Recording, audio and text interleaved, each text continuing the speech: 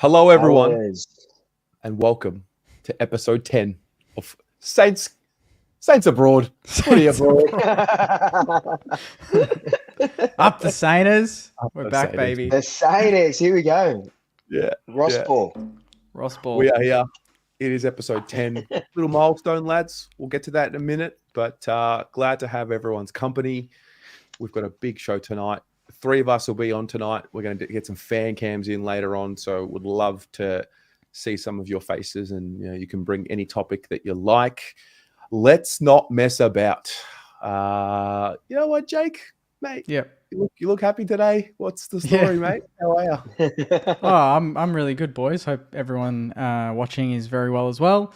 I just love that when we win, we cop shit, and when we lose, we cop shit. It's awesome. It doesn't change until we win a flag. Everyone's going to be on our back, but I like that. The energy's back a little bit. That underdog status that made us so good last year is getting there, and we're going to need that Friday night. I'm going to be there at the Gabba, and I don't know, something could be brewing. Who knows with Ross Ball? Keep Brisbane to under 8 goals would be nice, but nah. 2 wins in a row. As ugly as it was, I think there's more to it. We attacked. We had a lot more of the ball, a lot more inside 50s, a lot more scoring shots. And in the end of the day, it was just conversion really that let us down. And that's not new news. That's kind of been the tale of our season. But we beat a top 8 team who have been pretty good, and we move on. Is it a case of just banking the wins when you can get them kind of thing? Yeah, I think any team in the comp would say that. I think we were, technically favourites in this game, but obviously on form and on... You look at the lists, they're littered with first-round draft picks. Their midfield is immense. It's a big problem. Only 3 weeks ago, they kicked 160 points against Geelong. They're the 5th highest scoring team in the comp, and we kept them to 48. Under the roof. So our pressure for 4 quarters was huge. Our execution and, ability to hit the scoreboard, average, as it has been for the best part of 18 months. But I think we found a little bit of our identity again. That sort of relentless Saints pressure, the tackling, and just being extremely difficult to score against. Even Damien Hardwick came out and didn't like the state of the game, but his team didn't do much. To change it, they actually succumbed to our defensive structure, and they had to change their game plan to suit us, which played into our hands in the end. And we should have won by more. Like, everyone's going to talk about that bullshit free kick at the end, but fact is we should have been probably 5 goals up at halftime. And where the free kick was paid, it was Tim Member in the middle of the ground going inside 50 to Liam Henry, who was on his own. So some people say it cost them the game. There was still 2 minutes left. A lot to play out. Yeah, exactly. Yeah. And we talk about that. We talk about that all the time, where people just remember that last action. Like, we always bring it up. It's always the last thing. It's like that Fremantle Carlton game was always the last bit. It wasn't, something that happened in the second quarter, a miss here, a miss there, and it happens to us all the time. But that was it was a hard watch, but it was a good game for you guys. Yeah, no, it's not one that I would put the rush home to watch the replay or watch not even the 9 minute match mini, to be honest. That'd be a hard watch on its own. But you just get the 4 points, and it's not like we played against a bottom team. This is a team a lot of people expect to sneak the 8, and they've been pretty formidable at home, struggle away, as we know, but with our form, we can't take any game for granted. And Damien Hardwick, I don't know if you guys saw that. Remember when he said that he doesn't like going to the Etihad or to Marvel, they don't like traveling. He hasn't won a game there as coach. He's had 8 wins, 8 losses, and 1 draw or something since that comment of Richmond not liking to travel to Marvel. So he's had a shocking record over there. It's a dimmer problem, isn't it? I don't think it's a team problem. It's a dimmer issue. Yeah, he hates it. He just can't play it. He just wants to tank. He just wants to tank there, so they never put him there. Yeah. Luke? How you going, Ted? Oh, okay. Yep. The party pies, yeah. Tell us about the party mate, pies, we are back. I'm calling it now. We are back. I said last week when Melbourne got smashed by Freo, I said we were going to win by 30 points. I was but that wasn't like a confidence thing. It was just like I think this is how it's going to sort of play out. And that was probably the best game that I've seen the Pies play all year. It was a really good, really good win. It wasn't like, like if we had beaten Freo, if we had beaten Western Bulldogs, it would have been a back to the walls win. I didn't feel like this was a backs against the wall sort of thing, because I feel like we were amped for this game. But it was our biggest 4-quarter performance for the year. It was just phenomenal. The pressure that we brought, Melbourne, as soon as you put a little bit of pressure on them, they tend to crumble a little bit. And we saw it last week against Freo. Like Freo were hunting in packs, and they were just like, shitting themselves, turning it over. We kicked 9 goals straight from their turnovers, like no points, wow. Just 9 goals from Melbourne turnovers. So our pressure game was immense. I think we were plus 20 something in tackles. And it was just really good. And, with 6 premiership players out and just the guys, we talk about it all the time, these role players just doing their role. It's just incredible to see. And I think we're 6th at the moment. So it's starting to heat up. Like, it's so weird because, Terry, you guys see it all the time with your media video, where the other week Matthew was like, I don't even know if they can make finals. We were 2 points out of the 8.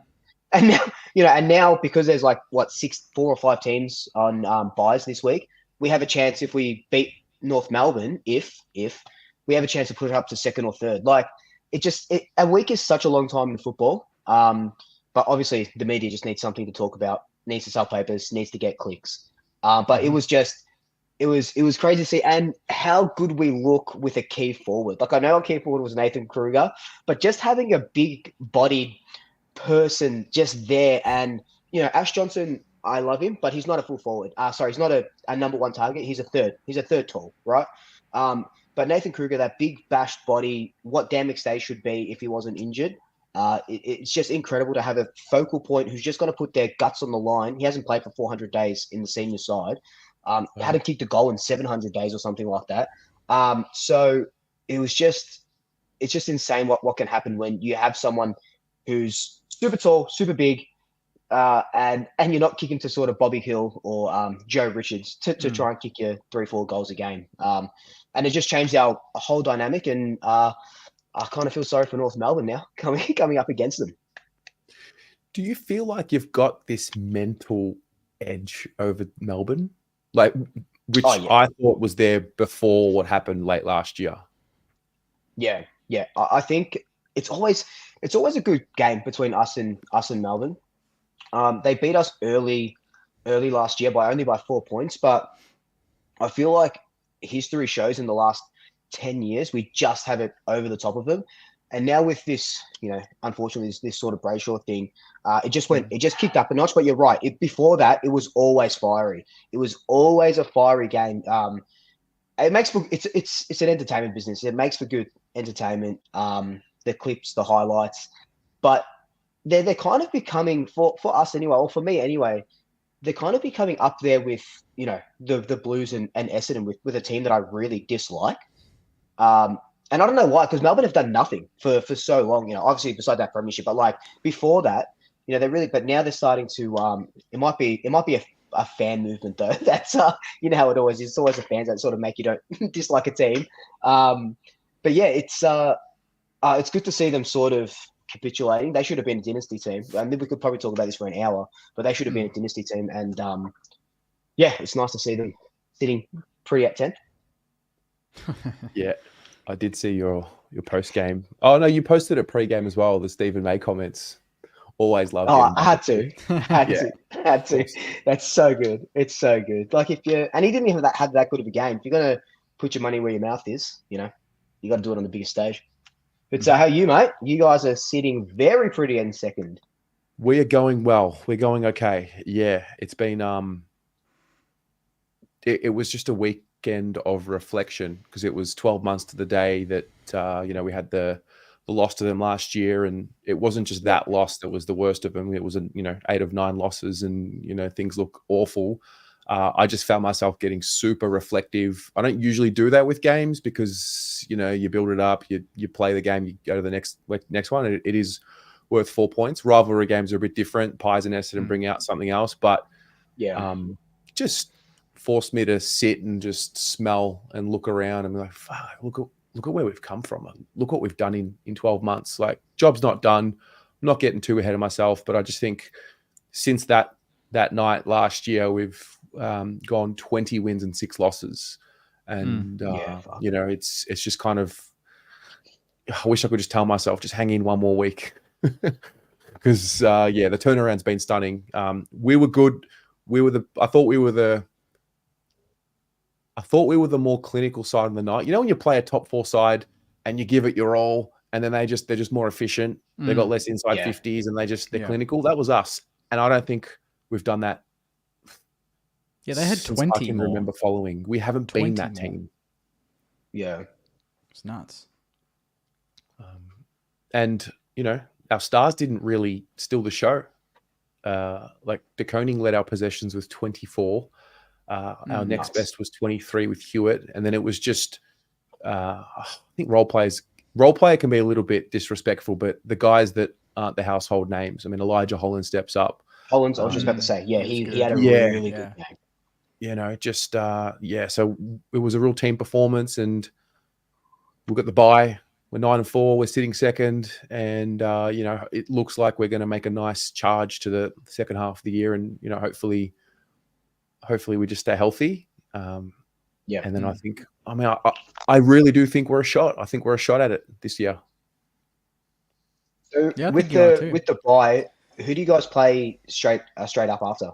Geelong. Oh, interesting. Yeah. Friday night. Friday night. Oof. Yeah. That's going to be. So we had a 10-day break. One. That's a big one. Yeah. We had a 10-day break before Essendon.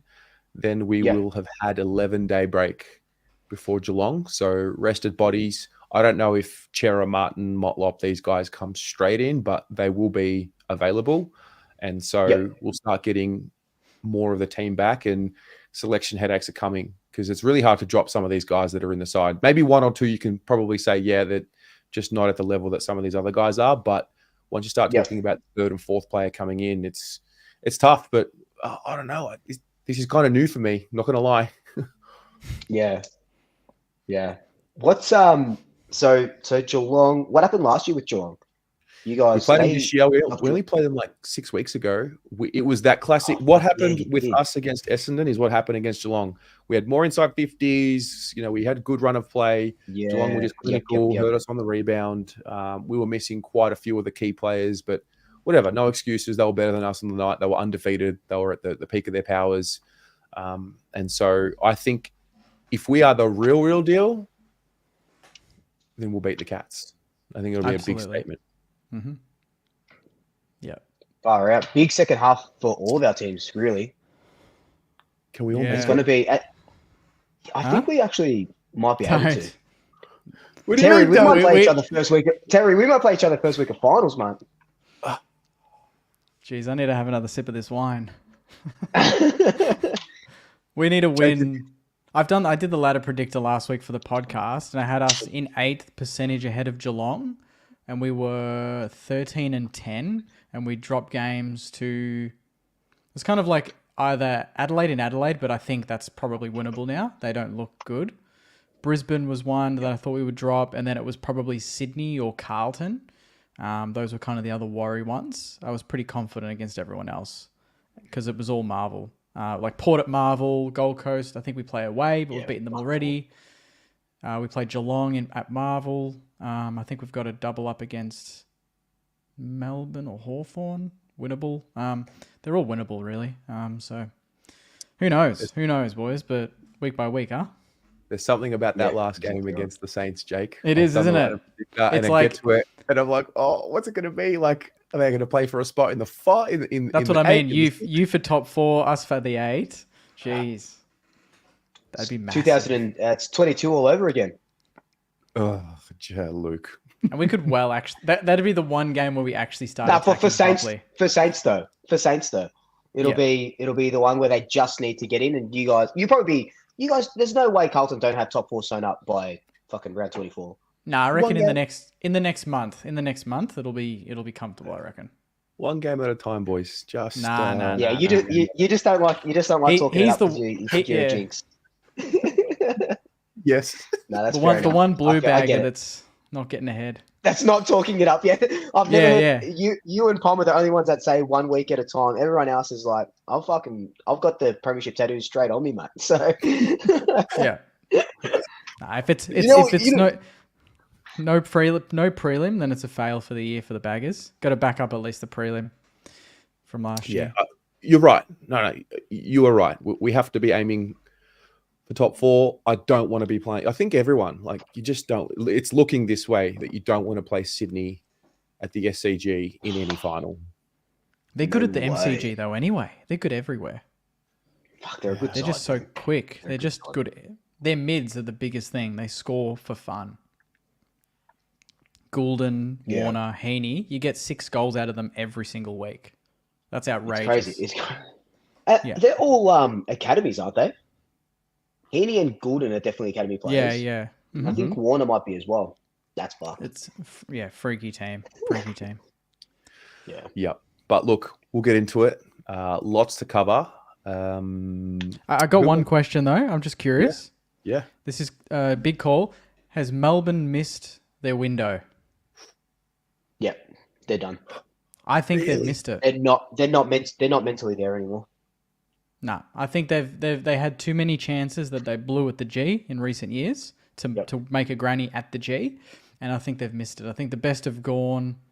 I think Petrarca's out for a while, which we'll talk about. They still don't have a decent forward line. I think they missed it. Yep. I think they're gonna have to wait a little while for the G. Oliver just does not look. He looks like a shell of himself a bit on the field. Yeah. And there was a section of this year where he was going really well after his sort of setbacks, and he was going really well. Then he sort of dropped off a little bit. But I think it's all mental. They're still such a good side, but now with losing Petrarca, like Viney yesterday, I didn't even know he was playing. He barely, and and I guess we'll talk about it a little bit later as well. But like the whole thing with like Maynard. They talk up a big sort of game, and their supporters talk up a big sort of game. And then Kane Corns was right, and I hate to say it because I don't like agreeing with him. But they go up and I get it. They shake Maynard's hand. Everyone's sort of friends. He didn't really mean it. But if you want to show a little bit of fight, you got to sort of Maynard punished them more. I don't know if you saw my compilation on Instagram today. He was just the boos just made him bigger. He was just bullying guys out of the way. And just tackling harder than he ever has. So it's it can go both ways, and I think it's just rolled the other way for Melbourne, unfortunately. I'd love to see Petrarca with another premiership medal, but that might be at the pause when he comes to us. Do you subscribe to the theory that if you lose by like 10 plus goals in a season, that like your season can be dead? Like, you know how they lost badly to Freo? No, no, because that happened to us in 2010 once or twice. One was to the Blues, I believe, in 2010, or at least close to it early in the season. You pumped us by 10 goals. It was like 60 to 110 or something. Right. That was early in the season, and we go on to playing 2 grand finals, and we won like 10 of our last 11. And sometimes you need that to have a kick up the arse. I thought, if anything, last week for Melbourne, it was last week with Freo, and that they would at least respond. Maybe I didn't see them winning this game, to be honest. I tipped the Pies, but I thought some sort of a physical, intimidating response was needed, and they didn't get that at all. They rocked up, and the Pies did what they wanted. Yeah. Do you still think they'll make the 8, D's? No. Really? I think Brisbane have got a better chance than the Demons. I think if I had money, I'd put it on Brisbane over Melbourne. Yeah. Yep. Brisbane's only 2 points ahead of us. They're a draw ahead of us. So they better hope they beat us, which is interesting. But I think Melbourne could miss the 8. And I think who's out of the 8 at the moment? I've got to get the ladder up. So Suns, Melbourne, Doggies, Hawthorn, Lions, teams? And Saints. I'd argue like Brisbane, Hawthorn. Even Hawthorn could make a run, but the Dogs and the Suns, they're all probably looking at Melbourne going, we've got them covered. I don't know. Yeah. Melbourne's percentage is 100. That says a lot. They just don't beat teams by a lot. They don't score a lot. Like the Dogs is 114. Gold Coast 107. Brisbane is 115 off 5 wins. So I just think that, to me, percentage always is a good indicator of really how good teams are. Like Essendon in 3rd with 100 0.2. Yeah. Percentage is more of Sydney's 148, by far the best team. It's way more indicative than the win-loss sometimes, to be honest, to really identify how dominant teams are in games. Yeah, definitely. Yeah, so And Carlton we have Melbourne in the last. We have Melbourne last round as well, so that could do you? be big. Yeah, Yeah, there's some big that could be games at the huge. back That could end. be their top 8 sort of thing. You got to have a bit of dog in you. You just do. Yeah, And I don't think Melbourne have it. have it Collingwood yesterday. do. Collingwood have a killer instinct. You've also got a killer instinct in the crowd, your energy in the crowd. Like it's empowering. Yeah, it is. It's they've been saying it for 3 years. The 19th sort of man. Yeah, and our style is killer. We literally kill the game. So, I mean, I'll take that. You know, if you were the old game killer. I feel like if the Saints were a UFC fighter, you'd be like Khabib. You just strangle teams. I was going to say, I don't know who that is, but I think I know where you're going with it. Just strangle and suffocate. Yeah, you're not a stand-up. Yeah. We're an anaconda. We're an anaconda. Correct. Watch that movie from the 90s. That's exactly what we are. Not the Nicki Minaj music video. It's the silent killer. We're a silent killer. So the two of you were on the wines tonight. Is that right? Yeah. I was on the wrong ones. Now I'm on the zero. He's finished. Sugar He's hard already. Yeah, I smashed my. I'm trying to nurse this one through the show, but we'll see how it goes. You guys drinking the Kool-Aid. I like it. Wow. I thought last week off air, you guys said, nah, bring the energy, Jakey. And I said, if we beat the Suns, I would. So we beat the Suns. That's it. And here I am. That's it. No, we love it. We love it. We love having it. Why don't we get started? Jake, do you want to kick us off with what's on your mind? Yeah. So, I mean, I like to think outside the box with some of these topics, but it's very heavily publicized, but it's on my mind too much. I just can't get over how this can be allowed. And I'm just curious about everyone's thoughts at home on who's got the most duty of care. Is it the AFL overall as the organization? Is it the football club? Is it even the player?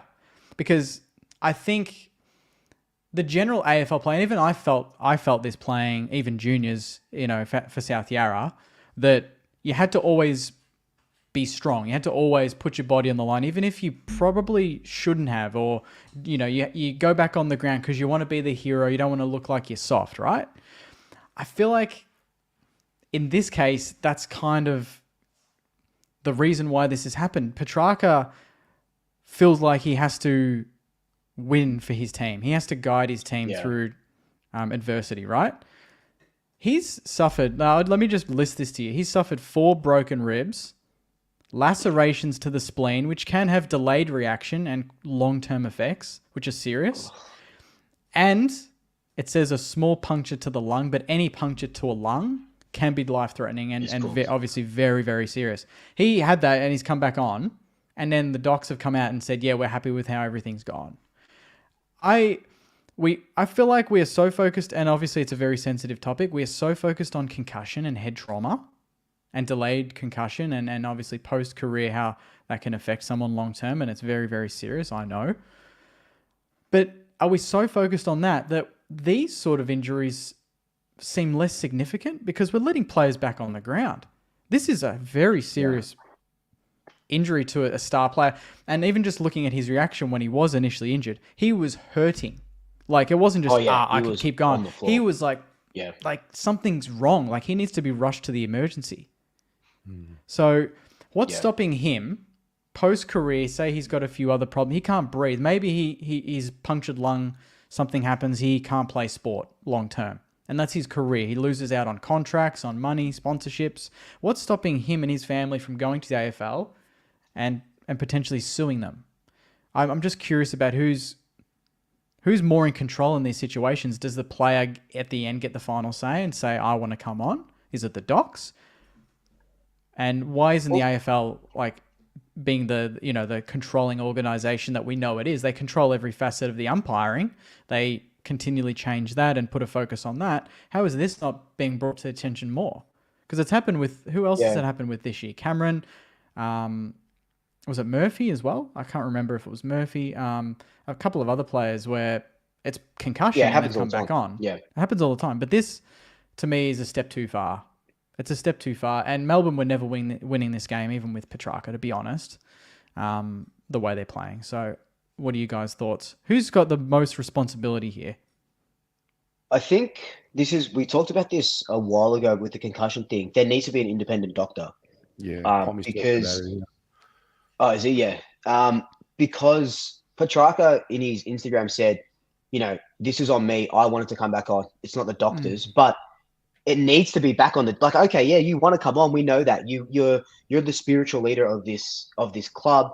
You want to pull them by the scruff of their necks. You guys were losing really badly, and you're their best player on the team. Of course, you want to come back on, right? But the doctor, the independent doctor, needs to say, nah, mate, we can see you're in a bad. Obviously, there's no X-rays and stuff there on the ground straight away, but you should be able to tell. These guys are professionals; they should be able to tell how much pain and what's going on. It happened with fucking Adam Treloar. Adam Treloar, yeah, a couple of years ago, where I think it was against Carlton. He did his hamstring. They chucked him back on. Then he did his other hamstring, and he did 2 hamstrings in one game. He did a double hammy. You know what I mean? Because he said, yeah, no, I'm right to go back on. I need to go back on because we were losing or something. So I think an independent doctor needs to be there. And you're right, Jake. We talk about concussions and rightfully so, because they are insane, what can happen. But what about if this lung, and wasn't Tom Lonergan from the Cats, if I remember correctly? Oh, yeah. Didn't he puncture his lung on the ground and he nearly died? Yeah, I'll check that now. But He was in a really something. bad way. Yeah, that's right. Yeah. That did happen. Yeah, so anything can happen obviously that's the extreme. Anything can happen at the drop of a hat. Someone in the comments, kidney injury. Yeah, the kidney. Yeah. Someone in the comments, I can't see it now, said, "What about if Petrarca came on, went to go up for a ball, and got another knee into his broken ribs, straight into his lungs again? He's cooked." Yeah, who was it? Was it Kane Corns that said they should have played him, kept him on full game and put him at full forward? Yeah, I can't remember. I just that in today's game, resting someone at full forward does not mean they're not going to get hit again. Have people seen the way clubs defend? The whole team's in the back half. It's not like he's sitting there one-on-one and he can, he'll fly. And this is my thing is if he's injured and a ball's coming in and he's in a position to take a mark, but he knows his body's rooted, he can't do it. He will go for it anyway, just because the cameras are on him. There's eyeballs. He's expected to. He is Christian Petrarca. He's the hero. There's so much of this added, weight mentally that puts these players in a spot where they shouldn't even be put in that position. They shouldn't have a say. They should not have a say. If I go to the doctor and the doctor says I got, I don't know, COVID or something, but I want to go to a bloody music festival or something, and I just say I'm all right, whatever, he's going to say, no, you can't. You can't go. Go home, quarantine or whatever. It's how... It doesn't make sense to me. I just think there's not enough attention put on this. I feel like there's one article a week about this sort of stuff, and there's actually no action towards it. People are just complaining, and I really want to see some action put towards it by the end of the year, because the concussion's the focus this year. Next year, it could be ribs. That we have to just nip it in the bud pretty quickly, because they're all serious injuries. Not one is more than the other. I think it's nitpicking a little bit. Yeah. Well, look, the players themselves are the most courageous in the action. And, when you're a competitor and when you're a high-level competitor, especially, which none of us are, but you are telling yourself mentally as much as possible that you are okay. You're trying to push yourself. So I think the doctor has to have more power. But when it's a club doctor, the club doctor is invested in the winning of the game. And I think, like you said, Luke, we spoke about this not long ago. This is a classic example for the argument that there should be independent doctors. Now, that's going to have a domino effect, because if you have an independent doctor, that means you can rule someone out straight away. With a rib injury or what happened to Petrarca, we don't have the benefit of being able to get that assessed with 100% certainty on the spot. We just know that if they had X-rays, they would have seen the lung puncture immediately. Yeah, but you can't do that and get the result immediately. Yeah. And that's where it's tricky. He's a star player. Star players have a different aura about him, but there definitely needs to be a little more power to the doctor in this regard. And in the other situations, the fullback was it was late in the game and Geelong wanted to win and they left Cameron on. Like they were in winning positions and they left their players on. They sacrificed maybe subbing him out for the win, right? Whereas this was early in the game. To me, they were going to, like I said, they were going to lose anyway. He's their best player. There's still a lot of the season to go. They're in a precarious position on the ladder. Don't make it worse. And I mean, some people will say, look, if they subbed him off versus keeping him on, maybe it didn't actually impact the severity, but that's not what we're arguing. We're arguing that if this happened to an average person in a car accident, the first thing that happens is they go to the hospital. They don't just walk it off. Like how they should not be treated any different to some. If I'm walking down the street and that exact same thing happens to me, I'm not just going to go, I'm all right, I'm walking it off. Just because he's an athlete in front of 90,000 people doesn't mean that injury is any less than someone else. It's the same injury. It should be treated exactly the same. Ambo, mate, you're off. The most irrationality comes on game day because of the mindset 100%. and the mentality that you're in. You're in a competitive mindset. It's win at all costs, and you lose the ability to think critically in those moments. And I think that's what happened. My first take of it was, like, he's probably got a crack rib for sure. But you've seen players come back on. I reckon he probably thought the same. Turns out it's much more serious. He was one more hit away in that exact spot away from being like really. That's what I mean. It could be really hurt. It could have been very hard to watch, and that's why I can't believe that the AFL can't just say Melbourne Football Club that this is we're sending a bloody message to every club in the comp. That's a $200,000 fine. This could have ended really, really badly. I mean, we do that with their MRO. We talk about sling tackles and stuff, and it's like how serious it could have been. It's not just the action itself, but it's what could have happened. In this case, what could have happened could have been the worst possible thing, the worst possible outcome. To put, I'm not trying to, make it all depressing, but like, it could have been so much worse, and it just wasn't handled. I'm just amazed, disappointed by the AFL that they just have basically just said, it was all handled well, and we move on. That baffles me. There was something.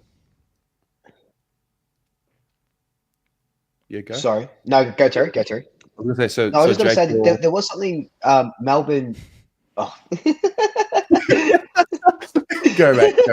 It's this lag. It's the lag. No, Melbourne came out and said something, and I'm trying to look for it now, and I can't find it. But they're like, no, you don't need to investigate us or something. Like we're okay. You don't need to come and check on what we did to send him back on. I can't get that exact wording, but they came out and because everyone was sort of like, I saw it. Everyone was like tweeting them on their full-time posts and stuff, saying, why did you put him back on? And that's why Petrarca had to come out and post something to say, nah, it was just me. It wasn't. Don't blame the doctors. It was me. Yeah. See, so this is in their article. After returning to play, Petrarca's pain increased at halftime. Yeah. And despite assessing relatively well, he was sent to hospital for further investigation as a precaution. And then the AFL general manager of AFL Performance, Alan Richardson, good old Richo, said, obviously Christian's health is the number one priority for us at the moment. Not when there's a game on, but now it is. The next few weeks will be crucial, and we'll be monitoring his progress closely to make sure he heals properly and fully. As his recovery progresses, we will look towards a return to play timeline. I mean, that's not true. His health is the number one priority. That's a lie. That is a blatant lie. If it was, he wouldn't have come back on. So how can you say that? Anyway, agreed. One day something really bad's going to happen, and then that's when things will change. But the idea is you need to be addressing this before that even happens. It should not even get to that point. We always wait until the worst possible outcome for change. Spot on. No, well said. Yeah, very well said. It's an important one to bring up. Yeah, very good. Luke, I think I'll go next. Yeah, you can finish this off. I was just about to say. Yeah. So I want to talk about best and fairest. So I want to start with just getting a pulse check on all three of our clubs as to who you think is in your top three right now of your best and fairest. Yeah. Okay, that's easy.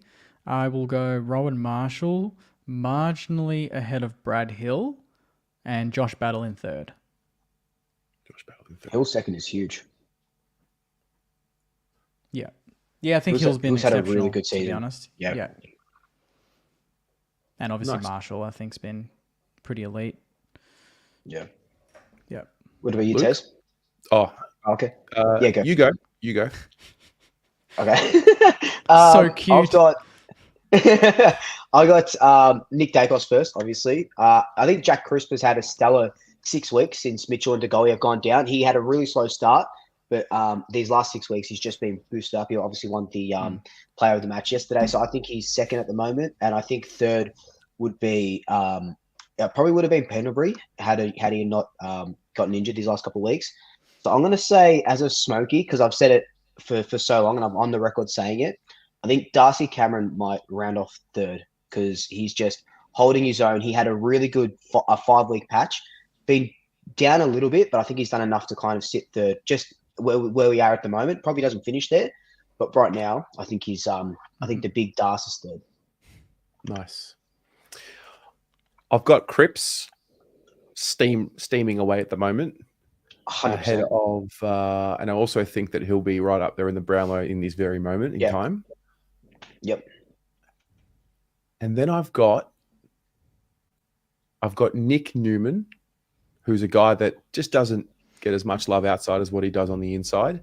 And then I think Blake Acres. Blake is Really consistent operator. Walsh would be very close. He's pushing, but he missed a few early. I think Harry would be not far away from that third spot, if not there already. But yeah, Acres has been ultra consistent. So those are my three. Yeah. So you think like someone like Charlie, who's sort of pulling your team when you guys need him down back if he drops down there and just kicking all your goals, you don't think he's a chance to finish that high? Definitely. It's like Harry, Charlie, Acres for that third spot. Right. Okay. Yeah. Right. Charlie's been super consistent. He hasn't had the big 6-goal games that we've seen him in the past, but he's kicked 2 goals or more every game this season, which like his floor is rising. So he's coming along nicely. Yeah. TDK is a good shout as well. He's having a great year. And so the reason why I asked the question, I got asked a few weeks ago in my DMs, and I think I might have posed the question as well. Your best and fairest awards, do you think, because it's all named after a former player, right? Mm-hmm. Do you think your any best and fairest award, the name would ever change? And if so, what type of player would need to come through in order for it to happen? Oh, I mean, I don't think it'll ever change for us. The Trevor Barker medal. Trevor Barker is the saint. You know, you can't top that.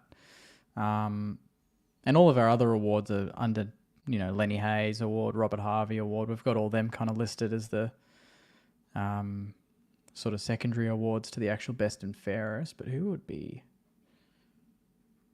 one that could jump out? Like, how many did Nick Revolt win? Oh, Jesus. I don't know, maybe 4 or 5. He won a few. Right. I don't think he won the most. I think Robert Harvey's got like the record for like 7 or 8, I'm pretty sure. Jesus. I think. I'm just going off the top of my head, but I'll double check. Let's see. Nick Rewald's got the most. So he's got 6. Robert Harvey's got 4. Jack Stevens got 4. Stuv. Wow. 4. Wow. 2013, 15, 16, 18. Never made All-Australian, but Stuv was... like Lenny Hayes has got 3. Jack Steele and Sinclair have got 2 with Seb Ross. I mean, Nick Rewald with 6, but I can't imagine... So, like, for the Saints, for context, big ifs, maybe Jack Steele is the one that's eligible in this situation for what I'm going to say. Like, if Jack Steele leads you to a premiership after how long it's been, wins 2 or 3 more best and fairests, does that impact have so much significance that he gets a stake in the name of the medal because of what it would mean for the club? Or is it just, this is who it's named after and it stays like that forever? No, it'll stay like that forever. Trevor Barker was the shining light when we were at our worst. He was the reason Saints fans would enjoy the football because we'd be getting pantsed. He never left. He was, I don't know if you guys know much about Trevor Barker, but he died at the age of 39, very young from cancer, and was just loved by everyone and just took specky after specky and was just he was the first, the blonde high flyer before Rewald, obviously, but he was the big, the high flyer, the blonde hair, and just gave everyone sort of that smile in a tough period in the history. And I think that says a lot more than just, winning a flag. Obviously that's huge, but he's,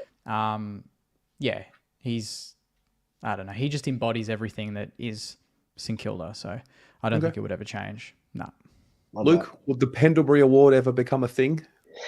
Man, I was just about to say, I hope so. So our award, so the Copeland Trophy, is actually not a player. He was a secretary of the club.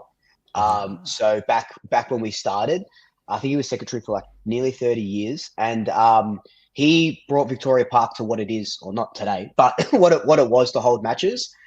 It was just a dog park. It kind of is now, but it was a dog park before that, and he brought it up to hold matches, and that's who it's named from, which is really sweet. I think that's really cool.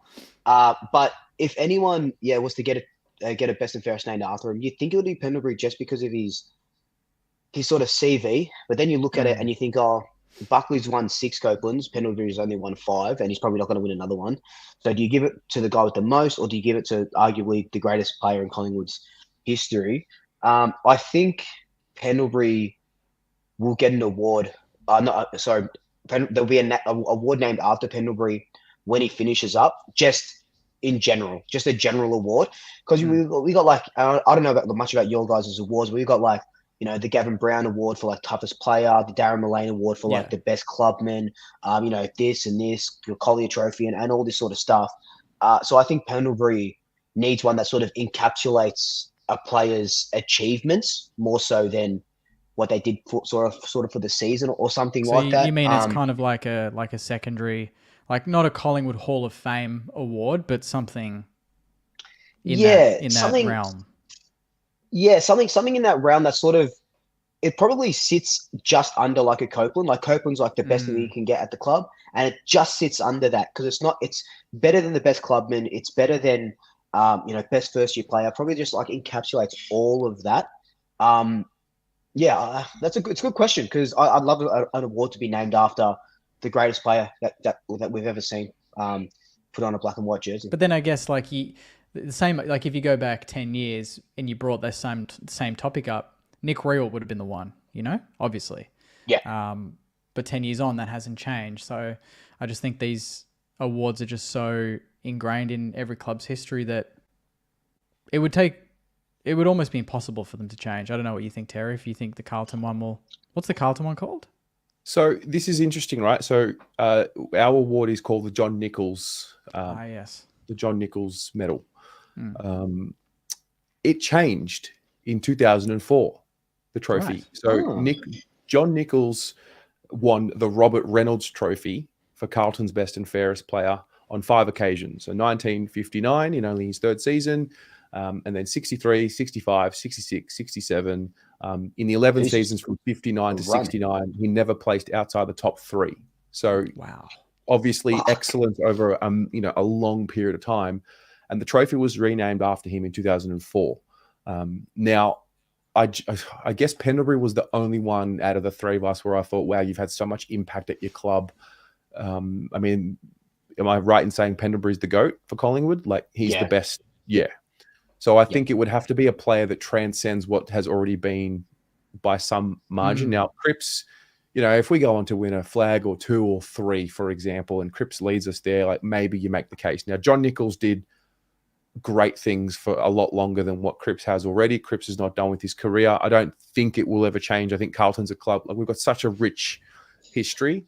But yeah, it just got me thinking, like, would it ever change? Because right now, definitely not. But in 50 years from now, what does the generation in 50 years from now, or 100 years from now, like? Yeah, I feel like it will change in maybe every century. I don't know. So when your award changed, was it just because Nichols transcended, like you said, everything that was achieved, and they're like, "Fuck it, let's just name it after him now." I believe so. Wow, It must, that's yes, insane. it must have. He That's was really a captain coach as well. Like he's the goat. Really? He's the goat Yeah. of Carlton. So It looks like Oh, we wow. didn't have a name. So we had the St Kilda Best and Fairest in 1914, and then it was renamed the Trevor Barker Award in the 1990s. Oh. So we haven't really had anyone else prior to that. yeah. Surprising. So Yeah. just thought I'd get a pulse check No, on that's that. a good one. That's a good one. Yeah, that's a good one. Yeah, it's a good one. All right, Luke, what have you got, mate? What's on your mind? Yeah. We sort of touched on it a little bit earlier, or Jake sort of touched on it a little bit earlier. Are umpires off limits when it comes to getting dropped? Because what happened against the St Kilda and Gold Coast? The AFL comes out and says, "Nah, he shouldn't have been. That shouldn't have been a free kick." And the umpire obviously paid that free kick against McAndrew for holding. St Kilda going to win the game. We know that that's not why they won the game. It's just a symptom of everything sort of else. But I saw a lot of people saying he should be dropped. He should be dropped. AFL came out and said, "Nah, he's not getting dropped. He's going to play. He's going to umpire this sort of next week." But it sort of left me wondering, like, when a player has a really bad game, they get dropped, right? They stuff up a couple of kicks, leads to a couple of goals, they'll get dropped. And I know, you're not always trying to punish. You want people to learn it. And I see Pommy's in the chat. He probably does the same with his kids. You don't want to punish when they do something wrong. You want to try and help them learn and help them sort of get better. But for something like that, it was a game. It was a winning defining decision. And we see it. We sort of see it not all the time, but we sort of see it every now and then.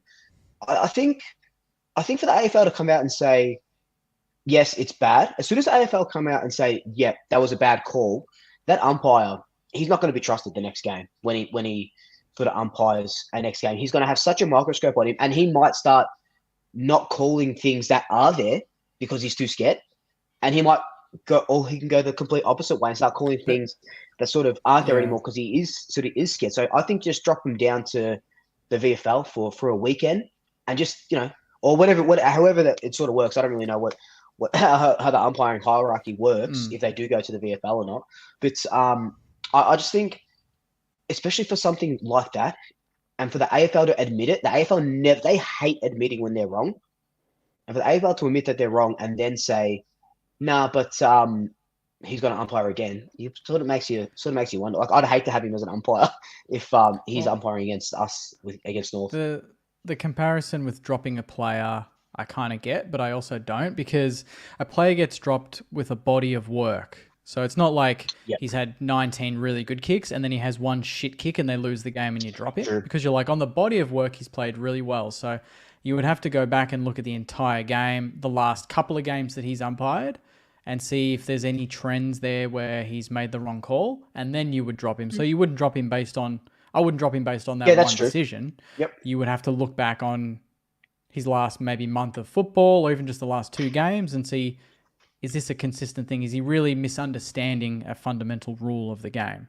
Is he not holding the ball enough or something? Like, you'd have to look at it like that. So I get what you mean. Obviously, I might be a little bit biased because it helped us, but I think if you're going to drop an umpire, it's got to be off a body of work. It can't be off one hugely controversial decision. Because, to be honest, imagine having an umpire's job. A footballer has got a very focused role. They know what they need to do for their team.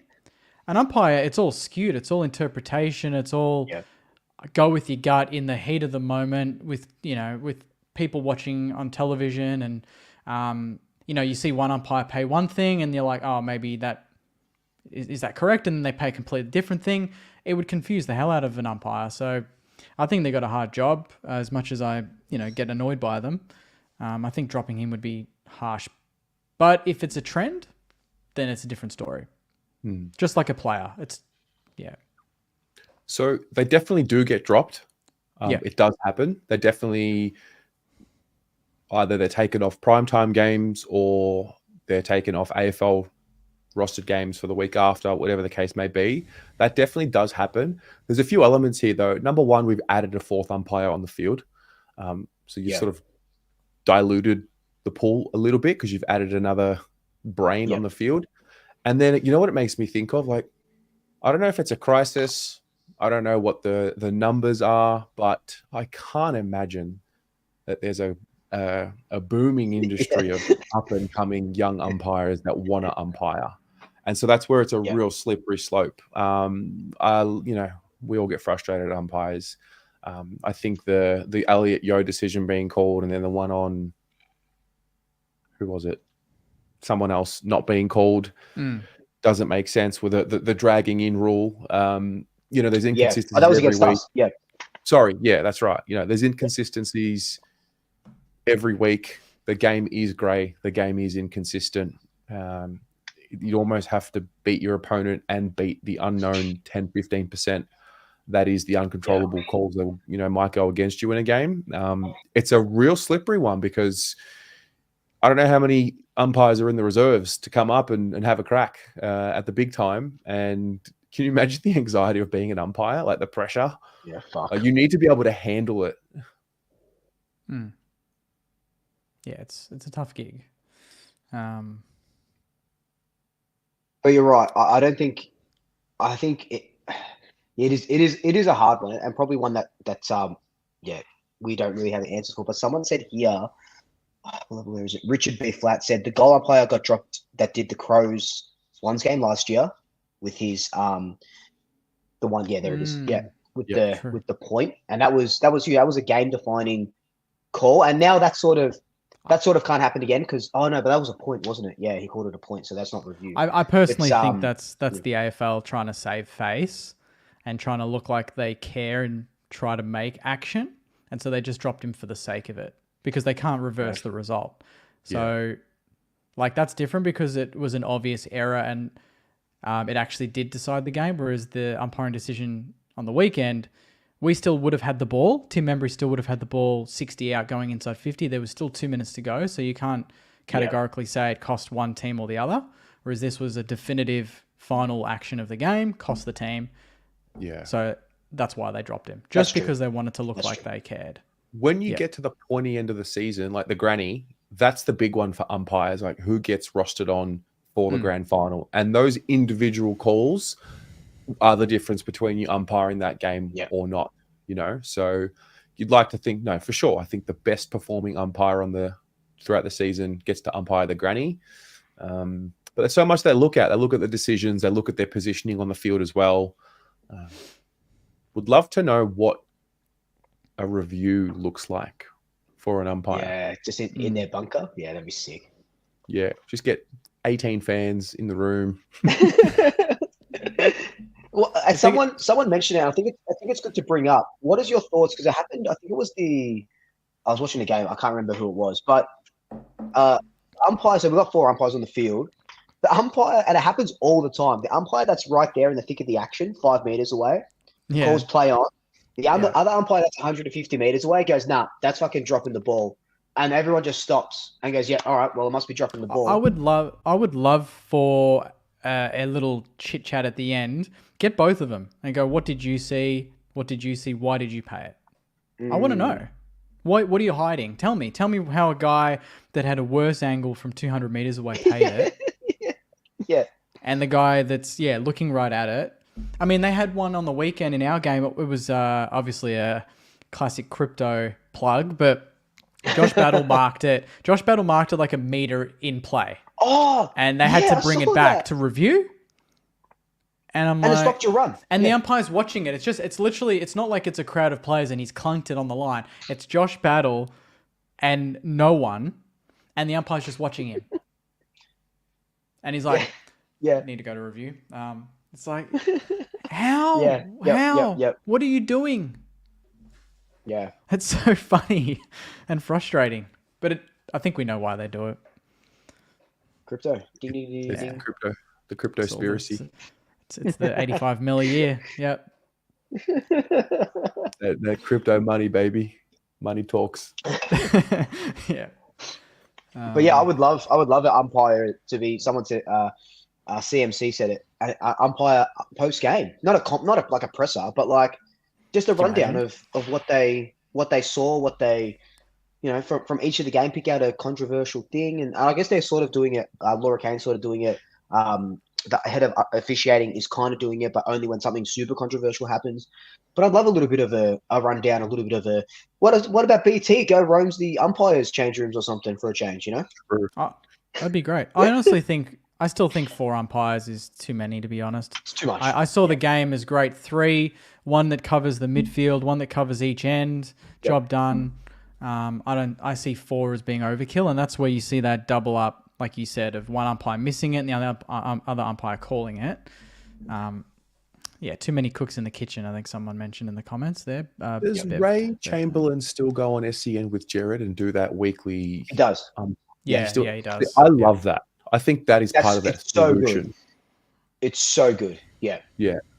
We just need more of it. But that's Ray's really good when it comes to being, because I think, and he even went on, he even talked to some of the current Richmond guys. They went on AFL or Footy Talk or whatever that's called on TikTok or Instagram. And he was talking about how one of the Richmond players I think it was Broad, was talking about how when Richmond win the free kick count or lose the free kick count, they win games or something random like that. And Ray's like, I haven't umpired a Richmond game this season, so I'm not really sure, but it's X, Y, Z. So I think that sort of openness with player and umpire is really good as well. And I know that they probably don't do that anywhere else in the world, but we can be different, and it'd be just very nice to see the openness, because there is, I'll boo an umpire as well. Like I love to boo an umpire, but like, there's that sort of, it's so good. It helps you. And I'll go on Twitter and yell at an umpire, but like it is already a sort of this anger from fans to umpires that can just be eased if they just give us a little bit more openness. Yeah. Do you think that off the top of your head, your gut feel on this, do you think that there's more free kicks paid now than there were 10 years ago? Or even at the start of the 2000s? Because I have the numbers here. You have the numbers? I do. And I'm I don't reckon what you think. I don't reckon for some reason. I have the averages, for and against. The averages. Yeah. I reckon there was more free kicks before. You know what? Terry, you want to have a shout? Or do you want me to just give it to you? Go for it. So 2000, average for and against, 17.9, okay?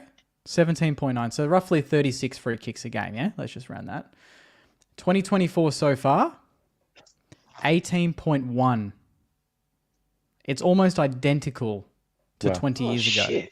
So as much as we think the game... And that kind of annoys me because I like to bang on how the game's over officiated. But based on the law of averages, it's been the same since really 1997. The last time we averaged 20 was 1996. And then you go back 10 years and it was around 28 to 30 free kicks each per team. Wow. So we've halved it in about 30 years. We've halved it. I've just had a brainwave. Yeah. I've got a question. When the fuck did we go from deliberate to insufficient intent? Oh my God! Don't even get when an umpire, a board member on the Umpires Association woke up and thought, I think we need to change the rules a little bit here. I don't like it. I'm gonna point out an Adam Sard moment, and I'm sure it's happened to you guys in your games. You'll have moment. He's kicked the ball. It's gonna go out. It's gonna be called insufficient intent. He gets to it. He kicks it off the ground. It's the only way he could have actually made contact with the ball to keep it in down the line and gets pinned for insufficient intent. What's he supposed to do? Concede? Nah, it's fucked. It's fucked. I don't understand why we do it. And on that point as well, we'll have to Sard. When your player is running towards his 50 and he sort of tries to kick it long to get meterage and he's going into his attacking ball, if it bounces out, what do you mean insufficient intent? He's trying to get it as far as he can close to his goals. Oh, mate. It's the worst it's the worst when you're attacking and you're trying to, you're getting it into your forward line and they still paid. You're like, but obviously we want to keep the ball in play. It doesn't make sense. You just have to have players like we do with Kel Wilkie and Josh Battle, where they're the kings of this, where they get to the boundary, and they're just geniuses at the way they try to hold the ball in, but their body is going the other way. They're taking it out of bounds, but they're trying to hold the ball in play over the line, and it's just boundary throwing. That's not sufficient intent. That's clear as day to me that they want the ball dead. They want a boundary throw in, and they get it every single time. That to me is worse than the Sard one you just mentioned. That's more obvious. My God. I mean, Damien's got. We either go here, we either do this instead of doing insufficient intent, or we bring back deliberate. Yeah. So it was 2017 was when it was changed. I just checked. Okay. So it changed. So until 2016, the specific wording was when a player intentionally kicks, handballs, or forces the ball over the boundary line without the football being touched by another player, which is that's fair enough. And then the law was formally changed to its current wording in 2017, eliminated the word intentionally and replaced it with the phrase does not demonstrate sufficient intent. But okay, hang on. I'm going to go on a bit of a rant here because what annoys me so much about that insufficient intent and intent being the key word, when fucking in the Fremantle game, when Lockie Sullivan handed the ball to Nick Dacos for half a second, and then it got back to the umpire, right? Umpire's like, nah, blah, blah, blah, time wasting, whatever, free kick. Okay, it happened. Then Steve, I don't know what his name was. He was in that. He's the head of officiating. The lady that was interviewing him, she's like, oh, but that wasn't his intent to time waste the game. Then the head of officiating was like, we can't tell the intent of the player, so we just have to call it as it is. But there's literally got a rule that says insufficient intent. So how can you tell the not intent? I know they have to read their mind. The intent, but yeah. So make up. Is it one or the other? Make up your fucking mind, mate. If we're can't have your cake and eat it too. If we're on the ripping the umpire train, first time going to the football since this whole holding the ball thing happened. Holding the ball's dead. It's ruined. It's gone. Yep. It doesn't exist anymore. A good tackle is not rewarded. It's a joke. I just had to get that out. I can't believe that we've ruined one of the most... There's nothing better than when you see a good rundown tackle and the crowd get behind it. And then now, it's play on. Play on. It came out in the tackle. It's like... So the tackle was too good that it dispossessed the guy and he didn't get a clean handball or a kick, but it's play on. Are you kidding me? Jesus, AFL. The only way to change that now, make it black and white. If you get tackled and it comes out, you're fucking done. That's it. Holding the ball is prior opportunity. He tried to take someone on, got caught. That is pinned. And then it's dropping the ball. Yeah, it's just there's two there. It should be clear as day, but it's not. Unfortunately. Yeah. Sick of it, lads. Absolutely sick of it. Yeah, livid. My gears. Turn it up. But it just whatever. It gives us something to talk about. Yeah.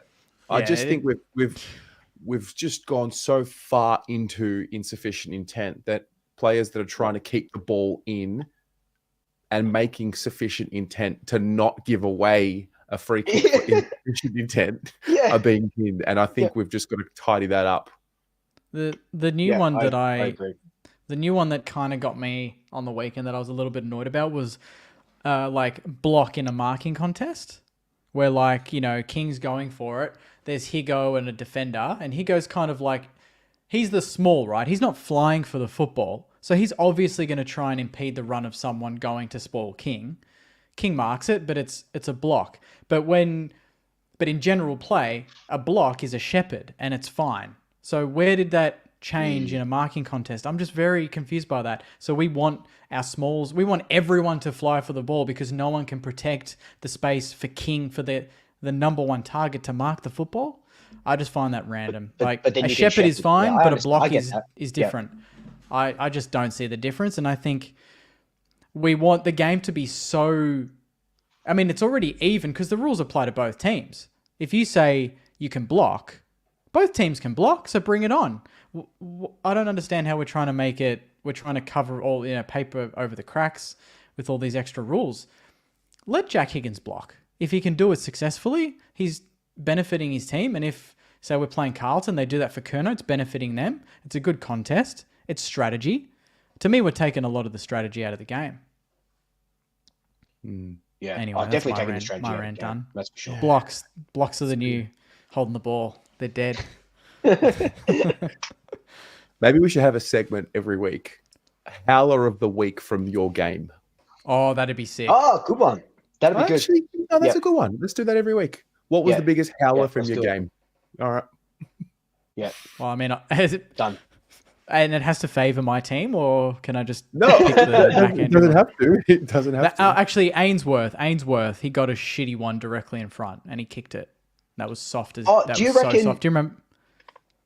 Do you reckon we could? So next week we'll get the clip and we'll play it, Terry. So then we can talk about it. We could Well, do Maybe that. like send it to you in the group. If you send it to We're you gonna in the p- group, and then we'll just monetization thing. Yeah. Yeah, Yeah, maybe it's gonna copyright copyright. would Yeah. be Fuck an it. issue. Fuck it. Fuck the AFL, man. They're Fuck taking them. everything from us anyway, mate. What else are they going to take from us? Oh, there's gonna be plenty at the Gabba. Watch them rip us. Watch how many freebies Danaher's gonna get directly in front. He'll kick 1-5, but that's not the point.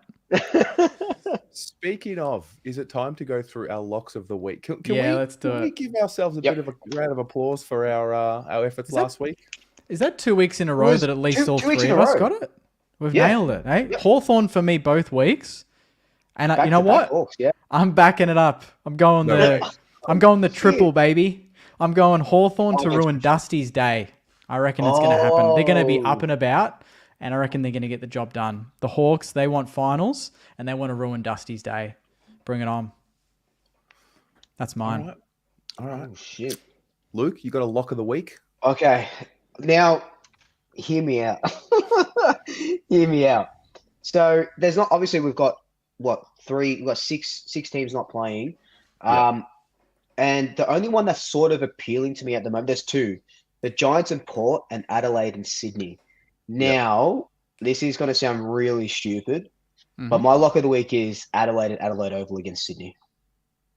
Ooh. I think after everything that they've been through, and look, it doesn't work sometimes. We saw Melbourne after everything they've been through, didn't really help them. But I think Adelaide in Adelaide against a good team like Sydney, and I think this is their first time they're playing since that umpiring call last year. I think they're going to want something, and Matthew Nix is going to want them to fucking pull their pants up. And I think it's not going to be a big win, but I think Adelaide and Adelaide against the Swans. That's Okay. huge. I want to give a shout out to Pommy because That was outrageous. unbelievable call. Yeah, yeah, it Unbelievable was. call. Yeah. Yeah. How good was Yeah. that? They're all saying, oh, Tom Morris. Oh, speaking of, let's touch on him in a minute. But Tom Morris is saying how they're resting Dusty and it's not a good look and they're basically conceding the game. And then within 3 minutes, Pommy's tipped the Tigers to beat Adelaide and they've gone and done it at Adelaide Oval. Yeah, That was Unbelievable. crazy. I called him out when he Crazy. did, and I said, "Mate, that's not happening." So that was nuts that he got that. He's the Now- GOAT. He's the GOAT. Yeah. Boys, you know I'm a big blue bagger, right? Yeah. Which is the team that I've been on the most on this show? Fuck. You're going to go the Saints this week. The Saints off. will go to the Gabba and they will Khabib. They'll take a leg. They'll take the second leg, and they will Khabib the Brisbane Lions. Khabib. And because the talk, I'm seeing it. It's boring. It's gross. It's perfect. It's Ross Lyon in his element. It's Ross Lyon's game on Ross Lyon's terms, and they will frustrate the hell out of Brisbane. Teams don't carve up the Saints per se. I don't think because you're so defensively locked in. You've had a couple of weeks now with all these boys back in, healthy list. I think the Saints will shock the world. Jeez. Yeah, Right. and three in a row as well. Yeah, and then the bye, and then after losing 4. Yeah. and then the bye, and then Port Adelaide at Marvel. That would be Bev Tones Tez has put the Moz on your team. I mean, not last week, not the No, he last couple hasn't. of weeks. No. He's Consistent. actually quite the contrary there, Bev Tone or Bev Tony. Back to me. I know what I see. I see. I don't know if it's this week, but the breakthrough is coming. You can't not. You have a healthy list. You just need some continuity, some synergy. You got new guys that you brought into the club. It might not be this week where it looks pretty, but I am a believer in the Saints. Nah, you know what? We haven't clicked into gear at any point this year. I would say maybe the Collingwood game, but I think that was more Collingwood was slightly out of form than we were in form. It's going to click at some point. It's going to click when no one expects. That's the feeling I get. Friday night at the Gabba. I'll be there. I'll be there, baby. And if we get up, shit. And one more thing, because you know what? I sit here and I just shut up when I see the St Kilda fans comment. I'm going to call you Saints fans out. Believe. Yes. Believe. Like, get hurt. Yeah. You might be wrong, but believe. Oh, the uproar after we won on the weekend and everyone complaining. Whew. Mate, I mean, my review, I would... Yeah, they should believe. We should... I mean, we're 2 games out of the 8 or something at the moment. Like, it's not far. We're 2 points behind Brisbane, who we're playing. I know they're formidable at the Gabba generally, and they looked good last week. I get that. But it's what we can stop them from doing that will be a big factor. Not so much what we do, because that's unpredictable, but we know we can stop teams. We can suffocate teams. If you're going to break through from this, I don't know what you call it, if you call it a curse or whatever you call it, it's got to come from your fans. You got to stop with this. Woe is me, like believe. Absolutely, 100%. Absolutely. We got to start acting the part. About it.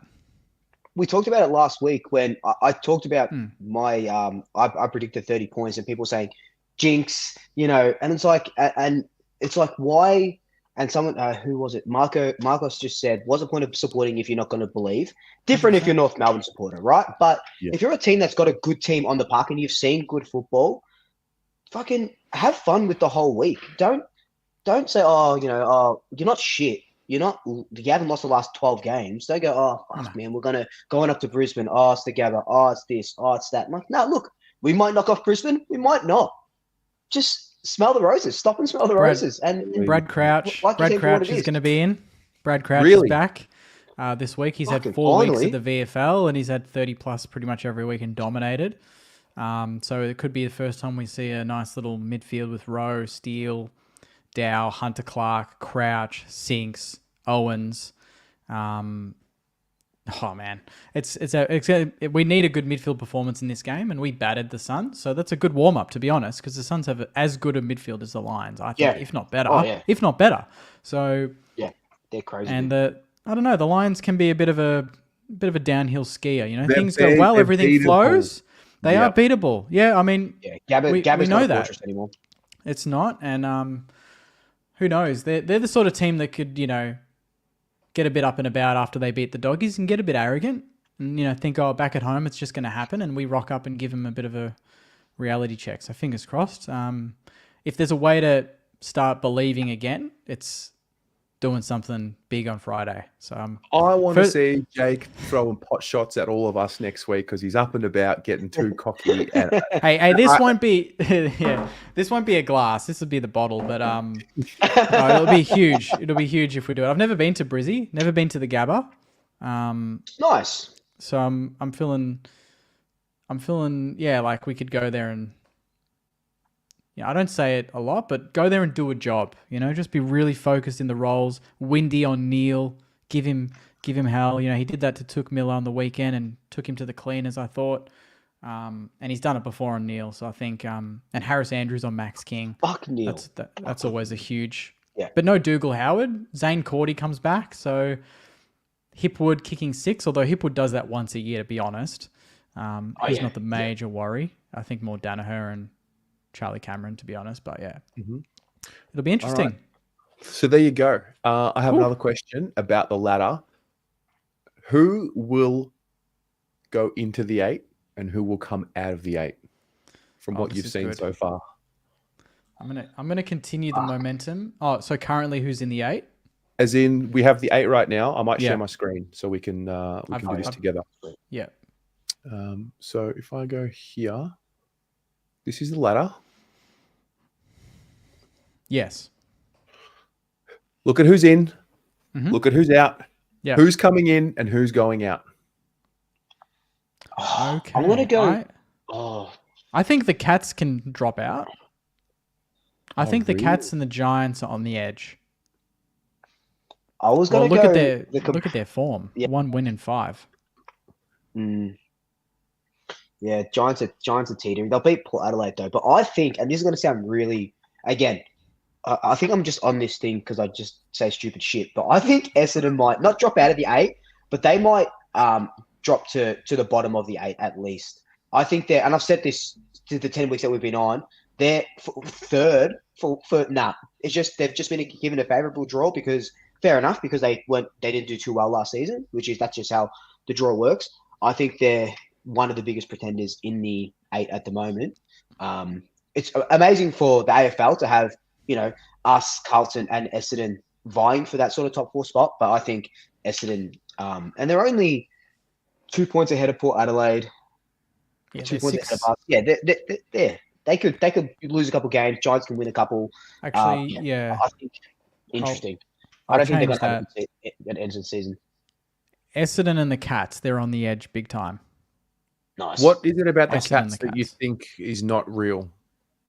I think that, just their form in general, I think has dropped off. I think they started the season really well, but they kind of rode on momentum. They remind me of us a bit last year where they hit the ground running, and I think they're just now showing sort of their true lack of midfield depth.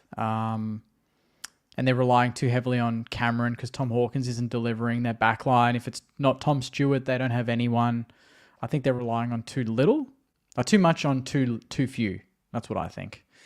Whereas I think teams like the Giants, the Suns, even the Doggies, much more rounded across the field. And like if the Cats play any of those teams around them at the moment, the Cats are underdogs, honestly. And the Cats, like Essendon, had a favourable draw to start the season because they finished 13th or whatever they did last season. Yeah, so like they beat us. It was tight. They could have lost it. They beat the Blues. It was tight. They could have lost it.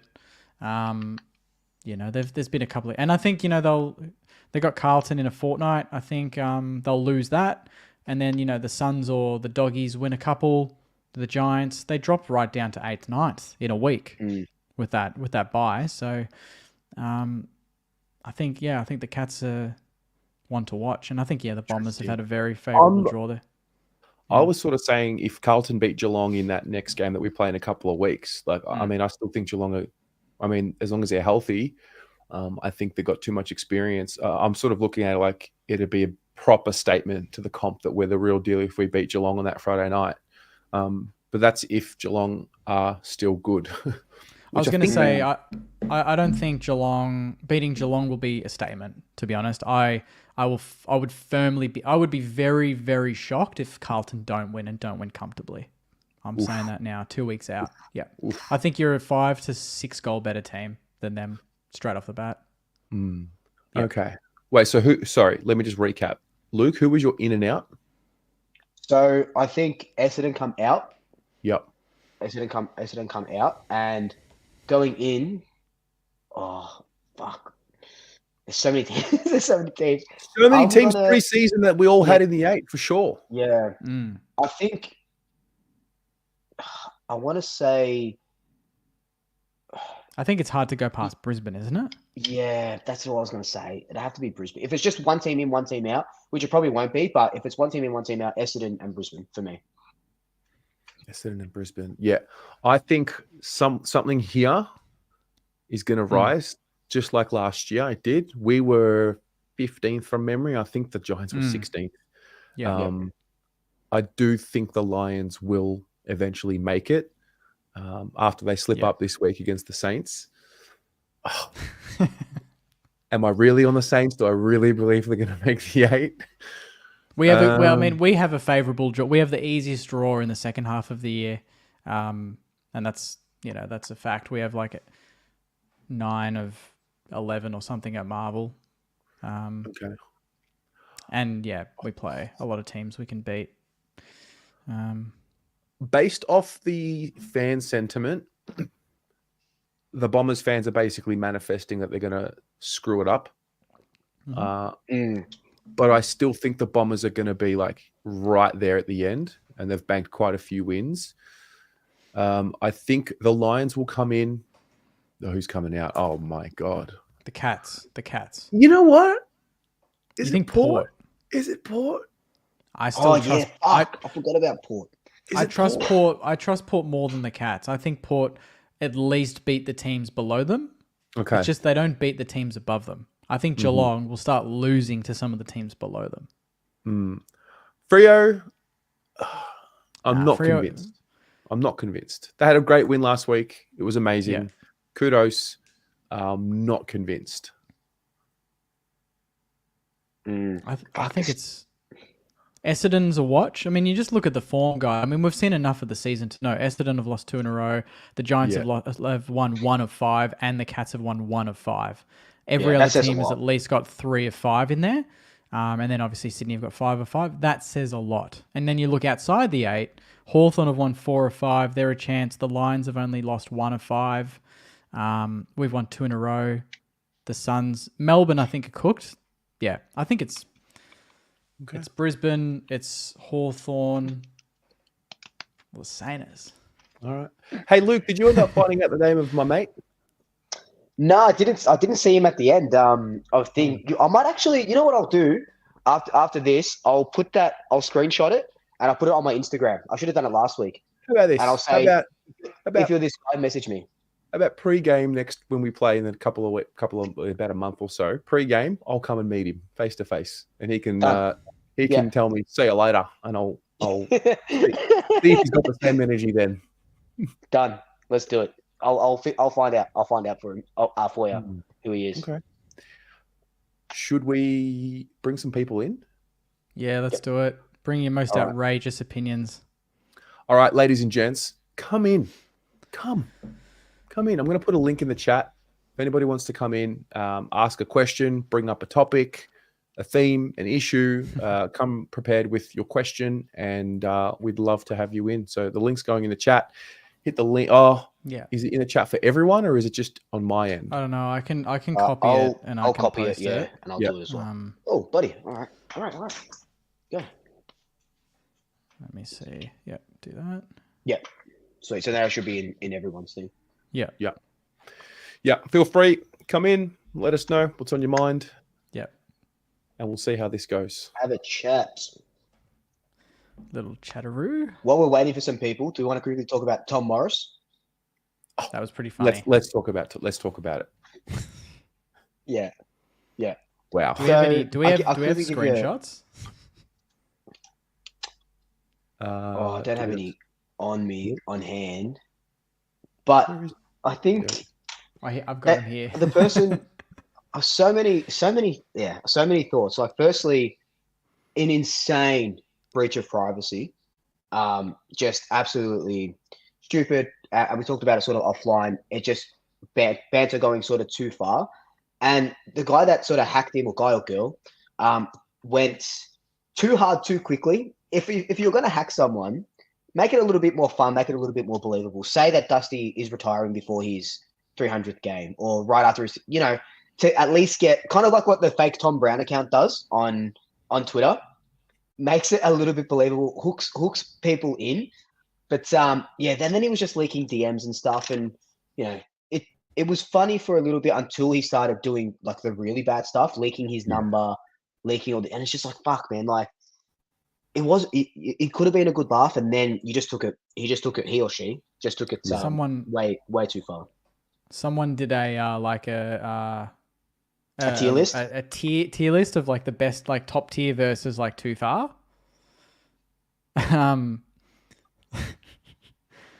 of the top tier ones are well, listen, it just goes to show, I mean, I wouldn't say it's Tom quite Morris literally is over right now. I wouldn't say Tom Morris is like a vocal tweeter, but I think because he's on mainstream media and he has these things that he says on shows, maybe that gets up people's in. But I mean, it just goes to show. I mean, you keep your DMs as clean as you possibly can. Like, you just it's wild. 100%. And also put on two-factor authentication.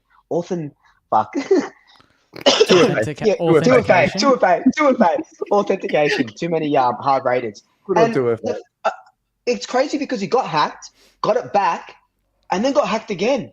Yeah. Oh, did he would have learned his lesson? Yeah, he got it twice. He got it back, and then the day. hacker took it back. It was hilarious, but He didn't. I don't think he changed his password.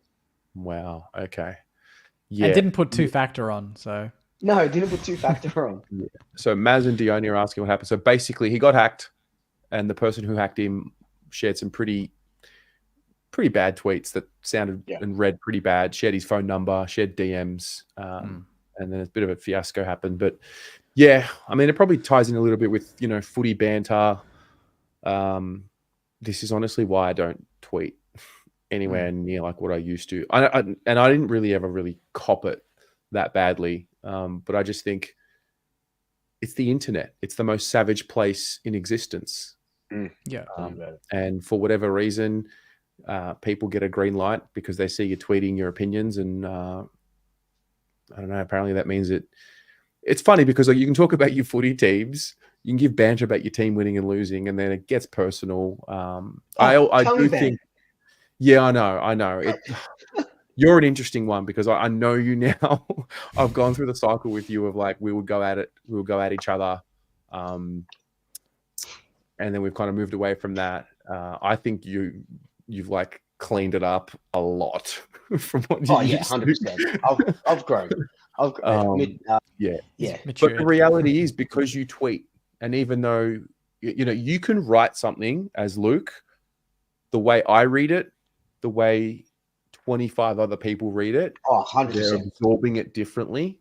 I mean, Jasmine, the girls get it badly. The girls will up. Like, I think Jasmina put a tweet the other day saying like Essendon are frauds, and straight away, typical, men calling her a slapper or a whore, and it's like, fuck, it's fucked. But this is, I'm not excusing the behavior. What I'm saying is, it's the internet, and it's unregulated.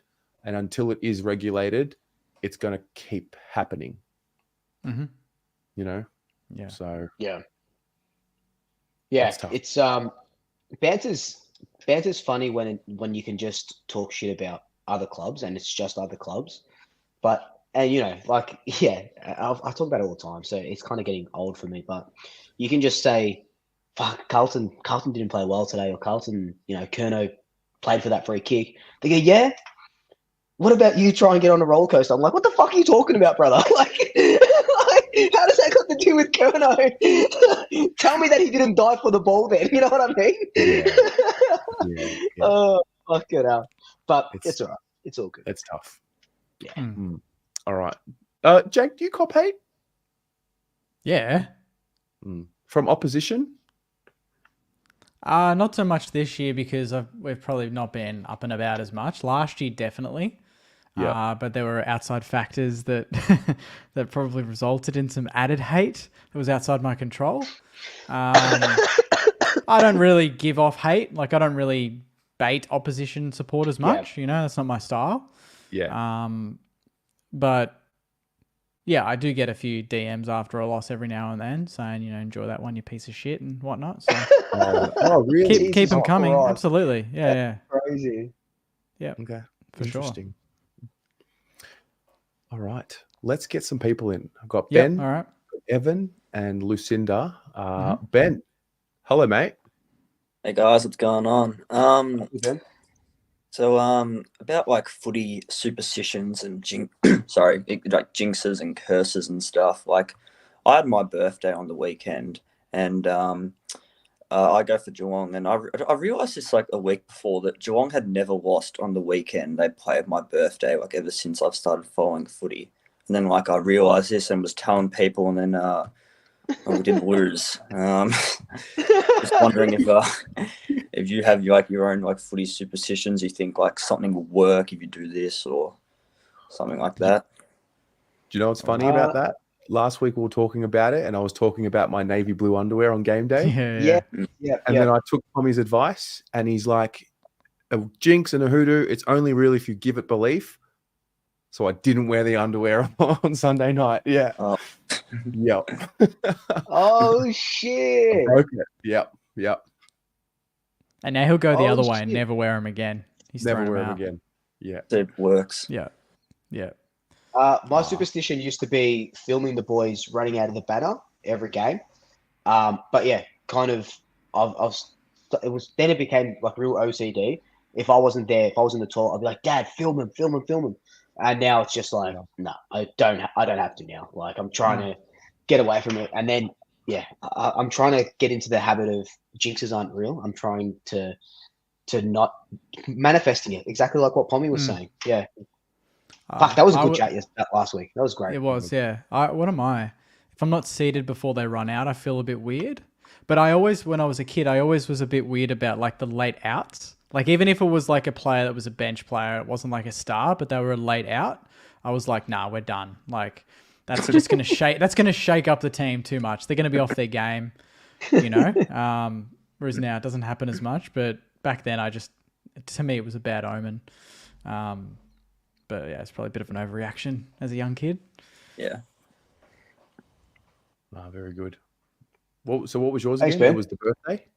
The birthday. That was That's a good one. my birthday on the weekend, and I realised that Geelong had never lost on the weekend they played my birthday since I started following footy. And then like I realised this and was telling people, and then they did lose.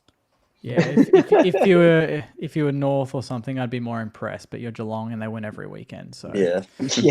I think most people would have that same superstition, to be honest. Yeah. Yeah. Well, happy birthday, mate. How young? Yeah, happy birthday, man. Yeah, cheers. I turned 18. Oh shit. Nice.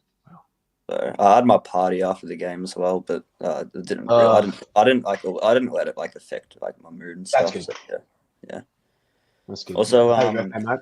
yeah, cheers. Also, you said before about like say like a controversial opinion if you wanted. I have a feeling that at Port Adelaide at the moment there is something suspicious going on. Ken Hinkley is secretly not the coach, and it's Josh Carr. And Ken Hinkley is just there on the bench for like support and stuff, but they just don't want to publicly say that he's not coach. Just I really have that feeling that something's going on. I like that. That's a good one. It's That's a very good really one. good one. Would surprise me, hey, is just handed the keys over, and then at the end of the year, based on results, they'll just announce it, and Yeah. he's had Luke? that warm up already. It's a good one. 1 hour, 33 minutes, and about 40 seconds. Just get that clip Yeah. ready. I'm gonna screenshot it right now. Done. Screenshotted. Very good. Ben, thank you very much, mate. Hope you had a great No birthday. worries, guys. Cheers. Thanks, Thanks mate. guys. Have a good Thanks, week. boss. See ya. See ya. Thanks, mate. Evan. I'll get Hello? that today. Mate. Hey, mate. Can you hear me? Yeah. Yep. Yep, beautiful. So, just a real easy one. Question for Jake. Who would you say are the Saints' biggest rival? Ooh, that's a good one because we don't have a huge history. I always thought the Bulldogs was up there because of the prelims. I thought that was pretty massive, and then Geelong since the 2009 Grand Final. You could even say Collingwood, but I don't think. Yeah, I just rivals with everyone. Yeah. You're rivals with the entire league, the entire universe. If I had to pick, for some reason, I just always thought the Doggies was something. There was just something there with the Doggies. That's all I would have picked. Like well. when they used to do the rivalry round in like 05, 08, they had a few, and they kind of gave up on that. It was always Saints Dogs. Fair enough. Yeah. Yeah, so there's a little bit of history there, I think. We did have a big brawl in 03, I believe, as well. Brendan Goddard's one of his early games took a specky, and there was a huge brawl. And then the prelims kept him out of 2 grand finals. That always builds a bit of hate because they could have won a couple of grannies in there. But I'd say the Doggies. They wouldn't be my personal. So is that the one game that you? Is the Doggers the one that would get Sands the most fired up? Like the one that you want to attend and you? I wouldn't say so. I think that's probably the club history rivalry. But in terms of fans, I would say the games that we want to win the most, I'll be dead honest, is Geelong. Always want to beat Geelong. Can't stand them. And Carlton. But I think everyone would put Carlton on that list. Absolutely. But it's different. It's different. It's different. It's the Geelong team that we hate, but it's the Carlton fans that we just want to just stick it up them. You know what I mean? Like it's a bit different. If What's I'm being wrong with the Carlton fans, mate? Hey, We didn't go on national television. I'm speaking on the fan base, Tez. Terry, they hate us because they ain't us. You know this. I love Terry, and I think Carlton are doing big things. I'm just talking as a collective. I think that's the general fan base's opinion, not my personal one.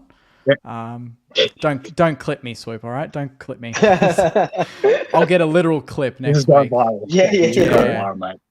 Saved in my brand here on the right. I've said so many things. I've said so many things that Terry's reacted that way. No, not you. It's not the I've first still time. got the clip from that bit on Channel 9 Marshy. I've still got it. Yeah. Yeah. Shake down the spit from the sky. I can't Oh, tell that you one how set me off, angry bro. it made me mad. Can you just zoom in on my perfect. face and just zoom in on my face when that happened? I can play it. No, don't play it now. No, it was good. Yeah. All good fun. Good question. Yeah, good one, mate. Thanks for Love that. the show, boys. Thanks, Evan. Thanks, mate. Appreciate See you, mate. Cheers, man. Yeah. Thanks, boss. Lucinda. Hello, Oh. how are you doing? Look at your hair. We're good. Jesus. How good is it? It's fresh. Was it On the Saints bandwagon that much. It was Jeez. two-toned last time. No, it was done it was actually done a week ago today, and Dan kept it a secret. I don't know either he actually kept it a secret knowingly, because I told him, don't tell Terry, it's a surprise. So he either really kept it a secret, or he totally forgot and was reminded when I came on Sunday. So that was good. It was just a better way of, revealing it. It can be exciting. I mean, it was the first time since it was done since 2022, so it was a big deal. Oh. I mean, it was coincidental that the Essendon hair, if you like, buggered off just before Essendon, but I just saw that in a live chat comment once, and I just thought it is time. But it was other reasons for it. But it was funny. But I didn't know that Essendon was brown and red, but we'll leave that there. Unfortunately, I've got a few little things, but they're probably brief. Regarding jinxes, now that that's been mentioned, I told Harry to his face that whilst I want no players to ever get injured, I pray pretty much, well, it wasn't said this way, but it was implied 7 days a week for him and Charlie specifically, whether it was a minor injury or, preventing a tragedy. And then Sunday happens. So I haven't, been going, well, that was my fault, because obviously it was just a freak coincidence. But, news on the grapevine is that there was no significant damage, and he looks like he's going to get up for Geelong. So it's okay. But I already knew that the bye was in his favour anyway. But the next thing would be directed at Luke. Number one, that dog is amazing. And then number two, between Maynard and now Petrarca, does it just feel like a drain that Colin was involved in those moments or not? Or just an FF sake kind of thing? I think the both footballing accidents. The Petrarca one was just a marking contest. It it wasn't 100 times a game, and it sucks because I love Petrarca so much. He was cooking. I think we talked about it, his cooking stuff. I don't know if we talked about it offline or not, but I do his cooking stuff all the time. I commented on his TikTok. I said, "When's the cookbook coming out?" And he said that the cookbook's coming out next year, which is amazing. Cool. So I'm keen for that. But there's always. I think there's just always, you can go back the last 10 years, there's always one thing that happens in a Collingwood-Melbourne game, whether that's a really good thing, like Jeremy Howe's flyer in 2017 and then didn't win Mark of the Year, or whether it's a bad thing. And there's always one thing, and it's kind of like we talked about earlier. It's just that game is getting to be a big marquee game as a rival. So there's always, it can't go a game without being clean. So round 24, it's going to be absolutely huge, and watch someone else sort of fucking cop it as well. So one way or another, you can just tell. So then it comes into the whole debate of independent doctors. Whilst I am really fundamentally for it, I just think they can't decide in 5 seconds, screw you club doctor, screw you player, you're out, that's it. I do think there needs to be a happy medium where they mediate with player and or club doctors. They have to sort of have a minimum assessment, and sort of obviously they're not going to have a portable MRI machine, but within reason they have to sort of tick some boxes, whether they void it. But then if they reach that conclusion, players and coaches, etc., have to say, "No, you're out." Because spoiler, it's for your interest. It's for your career's interest. I mean, the general assumption is all of his injuries happened, before he went back on. So we don't know, the worst case scenario is he gets more, but the scarier scenario with the lung stuff is he could have died, all right? No one should have to die, no matter how stubborn and romantically they want to get back out there. It shouldn't have to come to, like, say, the eventual retirement caused by Maynard, if you think people are going to blame him forever for that, or this freak accident. And it's just like with the Mackay stuff. Okay, there was an innocent marking contest, and then it's, to my understanding, his brother and another player completely fell on top of him. So the fact that there's no significant damage is a fluke, and maybe my prayers helped him get minimal damage, so I can reinstate that, like, not being a scary drinks or voodoo BS. But it's footy, there's always going to be risks, so I think I'll stick to it because it's been working the majority of that. So that was relevant to the specific program tonight. But in terms of locks, like, is this sort of like where we tip the as if, but we'll just go it because effort kind of tip, or it's sort of like the tip of, they can, but we're probably going to be wrong? Like, how does a lock actually work? That's the question. They are locks. They are our guaranteed certainties of the week. We get them every week. That's why they're locks, because we're right. That's good. I've been right about the Saints 2 weeks in a row, and they were like my locks since Sunday. And the reason being, without even looking at previous 5, if you look at the Gabba results, sure, I mean, Brisbane won, but we're talking like, 21 points or 12 points the difference, and the latter was the August last year. So if you've got like them saying, well, of course they've got 4 points to lose, but if they haven't, we have nothing to really F up. It's odds are against us theoretically, and they go all hog. Why can't the Saints get 3 in a row? And I know you got unintentionally feisty when I said good luck against us a few weeks ago. Like, that was just in jest. I mean, I wouldn't be offended if St Kilda beat us because of you, I love them now, damn it. I would. Well, obviously, yeah, but Terry, you and I want to win freaking every remaining week, and it's scary how there's a high probability of that, theoretically speaking. But I think West Coast Hawthorn. That's a lock. Well, you reckon that we won't? That's my lock. Carlton undefeated for the rest of the season, Lucinda. That's it, guaranteed. Yeah, I am Lock there too, it in. but I'm not stupid enough to say it. So you have like made us 50-50. Like, I am there, but I just don't want any like voodoo stuff. But I just have a really looked at the who and what we've done, and I'm like, well, yeah, it is a probability, but then you don't want to dare the universe about saying about that, but we've had 3 weeks now of umpire BS that we have still won comfortably. Like, I mean, Sun stands out, 3 free kicks before the fourth quarter starts, and we're in the 20s. So I don't think umpire BS can be a factor for Carlton anymore, and or they're almost preempting it. What I want to see moving forward, ideally, is, okay, the next time they're 30-something points out, sure, you're defending. There's no law saying you have to extend, but try to. Like, sure, we had an Essendon unit that lifted and restricted our opportunities. That's fine. And they obviously learned from the Melbourne situation, and we obviously did better this time round, i.e. we didn't choke up the whole thing and then, have the romantic win.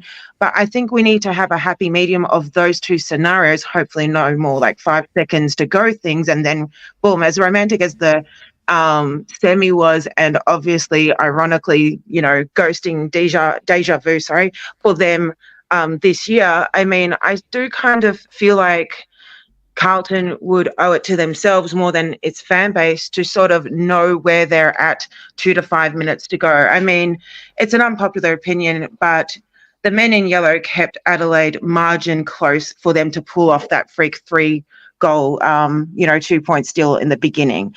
I don't like saying that they're throwing games or fraud and all that bullshit. I'm not that way inclined, even though that's the narrative across the supporter base. But there's a lot of stuff that you can kind of see, and you can kind of say, look, it kind of felt that way. For Carlton, the losses that I focus on most is Sydney is inevitable. We were expected to lose, but they obviously saw that we were a better kick, because our last 2 behind counts were the lowest all year, and so they tried to sabotage that. And then Sydney was Sydney. Geelong was the one that got away. So then round 15, let's say the Geelong. All right, I can't talk because I'm excited. All right, so let's say we face the Geelong that we should have. I have a point, I promise. It's not a question, it's a point. It's a point. Okay, so it's comparison to like several weeks ago and, in the not too distant future. So I think it's like 12 days or whatever, well, less now. But basically, if the Geelong we always expected to face back then actually turns up because they knew that they sort of got lucky with our inaccuracy. So let's say the real Geelong turns up, form who gives a shit about the week before and whatever. The Carlton of the last 3 weeks will eat them alive. But let's say they both have a mutual 50-50 day. Now, we still beat them anyway. It's not a revenge thing. It's not a, putting them in their place. It's just who's done more to prove it. Like, you wouldn't say that, umpires are the only reason that, Carlton loses. People have off days, but No, I don't. Like we said earlier in the show, umpiring is just 15% of a game that's out of your control, and you've got to almost beat it. So we'll see. We'll see. I think Do you think we'll beat the Cats? Yeah, by about 50. But if it is like an impacted game, at least still 4 to 6 goals either. Yeah. So, but it's just comparing the two matches. It was just a random series of situations. We left our run too late.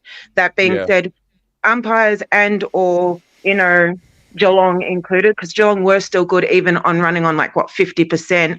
We were still only a couple of goals behind, and obviously we got it down to 13, 2 minutes on the clock, we win that. So theoretically, we'll see what happens in a couple of weeks. I just think that we won it. Yeah, I think we win it quite comfortably. Like there's the whole undefeated thing is I agree, but I don't want to dare the universe. No, that's a thing of the past now. So let's see how we go. Thanks so much for calling in. Thanks, Lucinda. See ya. See you later. See ya. Bye.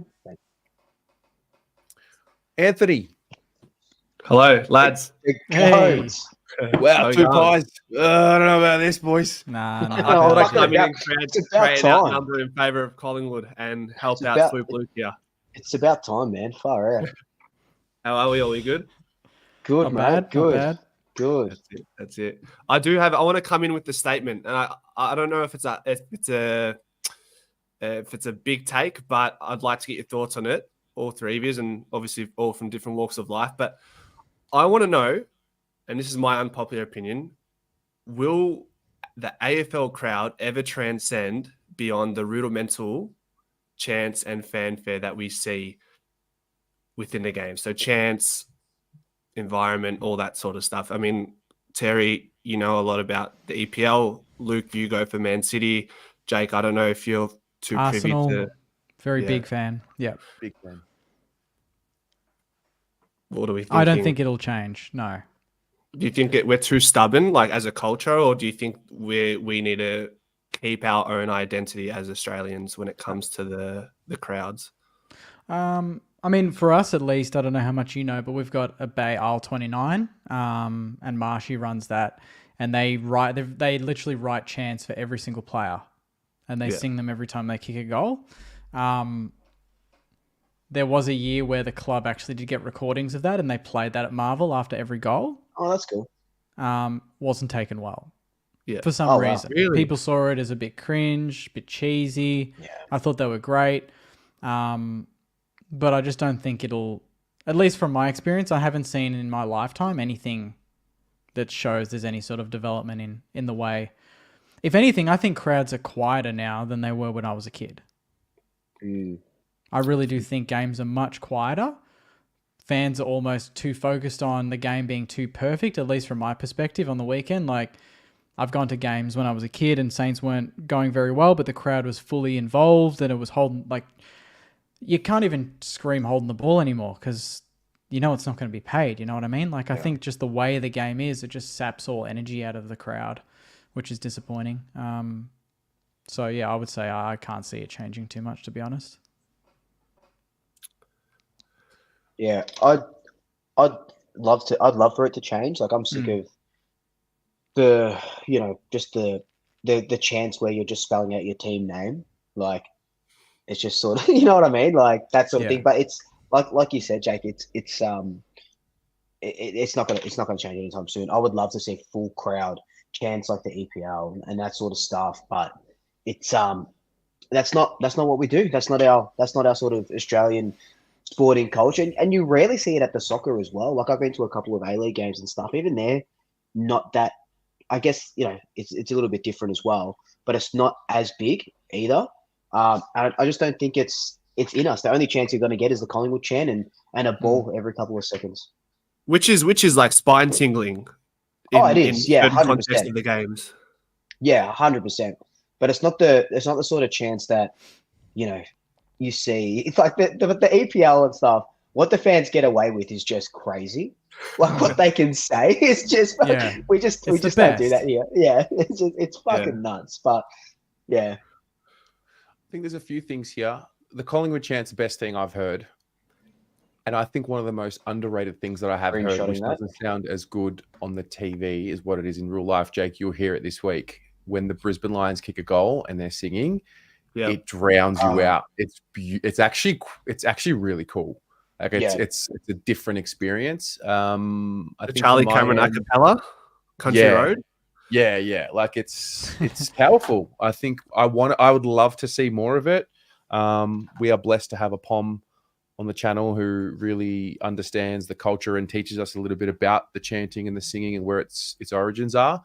I've noticed with the Carlton faithful on the Blue Abroad shows that we do, people in the live chat, they want something. We did a bit of a poll a few weeks ago to get something going, but then you have some ego involved because it's like, oh no, let's not copy Collingwood. Whereas my thing is, no, let's do exactly what they're doing and try and do it better. Like it'll force 100%. Collingwood to maybe come up with something else. Like it's not about copying. And so people get in their head. I think also there's a third element. We have a phone with us now when we watch games, so it distracts us. If you're looking at your stats or your multis, or if you're taking a video or whatever you're doing. So I think it's a tough one. Our attention spans are not what they used to be. Yeah. And Jake, you make a good point as well. Where in different sports, different environments, you'd go to the game. At least from like my experience at A-League games, I'm a City fan now, just because it worked out that way. But I was a big Melbourne Victory head. They had the Northern Terrace. Luke, you'd probably be privy to that. Yeah. But you'd go to the games, and some games you'd lose, you'd get killed in. But the result almost didn't matter because you had such a fun time joining in on all the chants and all these and I think Terry, you mentioned let's take a leaf out of Collingwood's book and steal some of their ideas. A lot of the renditions from other clubs, whether it be EPL or Euro basketball, all stem from another club. They're all stolen. What's the saying? I'm not really good with saying recollections, but something about a good artist is one that steals from another or something like that, if I can remember it correctly. So that's what creativity is. Ultimately, creativity is seeing what you're experiencing and adding your own flavor to it. Like the Blue Abroad channel is AFTV with a Carlton twist to it, essentially. And it's got its own things that are different from AFTV, but it's kind of like imitation. The model is there. Imitation is the greatest form of flattery, I think is what you're looking for. And yeah, I also want to add to that. I think that the media landscape and the added attention onto win-loss and where a club's at, whether it's in a window or they're rebuilding all these labels, festers in a supporter's mind. So when you go to a game and you start losing, you're like, it kind of feeds that narrative. Whereas maybe in the early 2000s, I would go, Saints would be either top 4 or bottom 4. I didn't really see it that way. I just saw 2 teams winning and I was super excited if we beat a team. I wouldn't be privy to whether we were red hot favourites or not, and the crowd would be up and about. Whereas now there's so much attention on who's the favourite, Saints have got no chance, or this and that when you go into a game, that's in the back of your mind. You're like, we're no chance. So you kind of don't really put in that much energy until the last minute. Maybe then you win. Then you exude that sort of, that relief of, wow, I can't believe we just pulled that off, And that was the case on the weekend against the Suns. For 3.5 quarters, we were quiet, we were frustrated, we were yelling at every mistake. And if any Saints fan disagrees, they're in dreamland. And then we hit the front with Max King's free kick, the siren goes. Then we all go nuts and start chanting and singing. It's like, it was very result-based. But it needs to be there from the start. So especially when you're down. especially when you're down. Especially when Like you're down, 100%. Yeah, Collingwood fans got criticised a lot for, and by Collingwood fans as well, for starting the chant when we're losing or when we just kick a goal when the other team's on a run. They think that it's like it goes back to the jinxes. They're like, oh, don't start it if you don't think, because we only used to do it when we were up by a lot. Now we sort of do it when we need to be on a run, and which I think has helped us. And I think, and it's the worst when a team is smashing, like in the Carlton Collingwood game, when Carlton were up by a couple of goals, our fans and our cheer squad were just quiet. But they know that we're the 19th man. So even if Carlton have kicked the last 4 or 5 goals, get up, get about, because the players feed on it. You know that the players feed on it.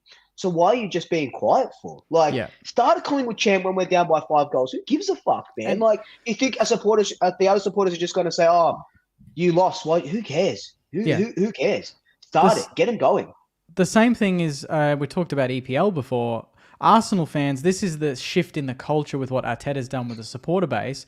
There's been a few games, even this year, last year, where we've conceded a goal unexpectedly or the first goal of the game against a lower team. And in years gone by, the crowd would go quiet. We'd be all nervous and go, here we go again. We're going to drop points. They actually get out of their seats and lift the boys again and start clapping. And then the chants start immediately. And that's the connection between the club, the players, and the supporters that he's developed.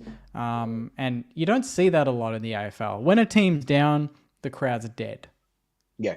It transcends online. When a player's not in form, drop him, sack him, trade him. Yeah. Why do we sign him?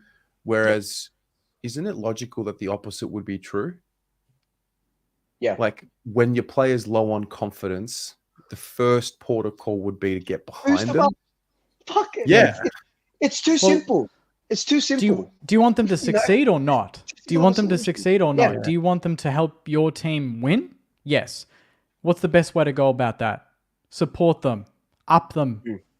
You know, make them feel good. Think about your local footy. Think about your local club growing up if you played. If one of your boys had a bad day or if you were a spectator watching your local club, like you get behind them. For some reason, because they're in the AFL now and they're making a lot of money, that culture has flipped on its head. It's weird. Yeah, So- I agree. Yeah, That's good. I'd like to leave it at there. It'd be nice to fall back on having a chant when we are down. Ash Johnson, if he's having a stinker, he's had some tough games. Imagine if we had a chant formulated for him to get him up and about when he needed it most. Yeah, that's a good one. I agree. I 100% agree. Yeah, it needs to change, but I don't think it will, unfortunately. Yeah. Love it. Anthony, thanks for coming on, man. Thanks, guys. Love the show. Prefer Thanks, the show bro. to listening to Mark Robinson on any weekday. You sure? Thanks, mate. Thanks, brother. See you, man. Thanks, mate. Well, I got the pies in, mate. Got another one coming in. Kev's Magpies. Kev, Hey, boys, how are you? what's on your camera, Very mate? well. You got something? You've got something on the really? top of your camera. I'm not too sure, to be honest. Oh, it doesn't matter. Also, with the Maynard thing, what is your opinion on that incident, Jake, and you too, Terry? Like, do you think that was a football incident, or do you think they should have been suspended for it? And do you think that Melbourne fans will boo him for the rest of the season when we play against them, the last game of the season? Which incident? You mean the one from last year? So last year. What is your, do you think he should have been suspended, or do you think, it was a football action, try to smile that had to protect himself? My reaction in the moment was that he would get at least a couple of weeks because of the outcome based on where the footy has gone. That's what I thought would have happened. Yeah. It doesn't happen all the time, but that was my thought at the time. To be honest, so much time's gone past. Like it's done. Respect to Brayshaw, but like it's done. Like, it's happened. It was very unfortunate. But because I know people are still blaming Maynard for that incident. Yeah, but they're gonna always blame Maynard for, like someone said. Yeah, I mean, that's just until Maynard retires. I dare say that if Brayshaw didn't retire, maybe there would be some sort of reconciliation at some point, but there never will be now because he doesn't play football. I do hope that Maynard and Brayshaw sort things out. And well, they already have, Kev. They're best friends from school and football and junior footy as well and stuff like that. So I think just like, and I think this is a lesson to sort of Melbourne, and I guess a little bit, it's harder for Melbourne supporters, but yeah, we just got to move on, man. Like we just smashed them, and we're focusing on top 4 now. We're focusing on the top 2, so we got to move on, and so do Melbourne supporters, because when as you guys both know, like when you can't move forward when you're always looking back at what happened in the past. Exactly. I do tend to agree. The amount of hate that Maynard was copying, the amount of bullying that was going on as well towards Maynard, like that just really frustrates me the most, because at the end of the day, he's just a player. He's a very good player, but his job is to try and defend for his life. He doesn't intentionally go out and hurt someone. And even when he collected with Taylor Adams' leg, he looked groggy. So why did Melbourne take him off earlier? That's another thing too, And you look at Port Adelaide last year, they got fined $100,000 for leaving 2 plays with their head knock. So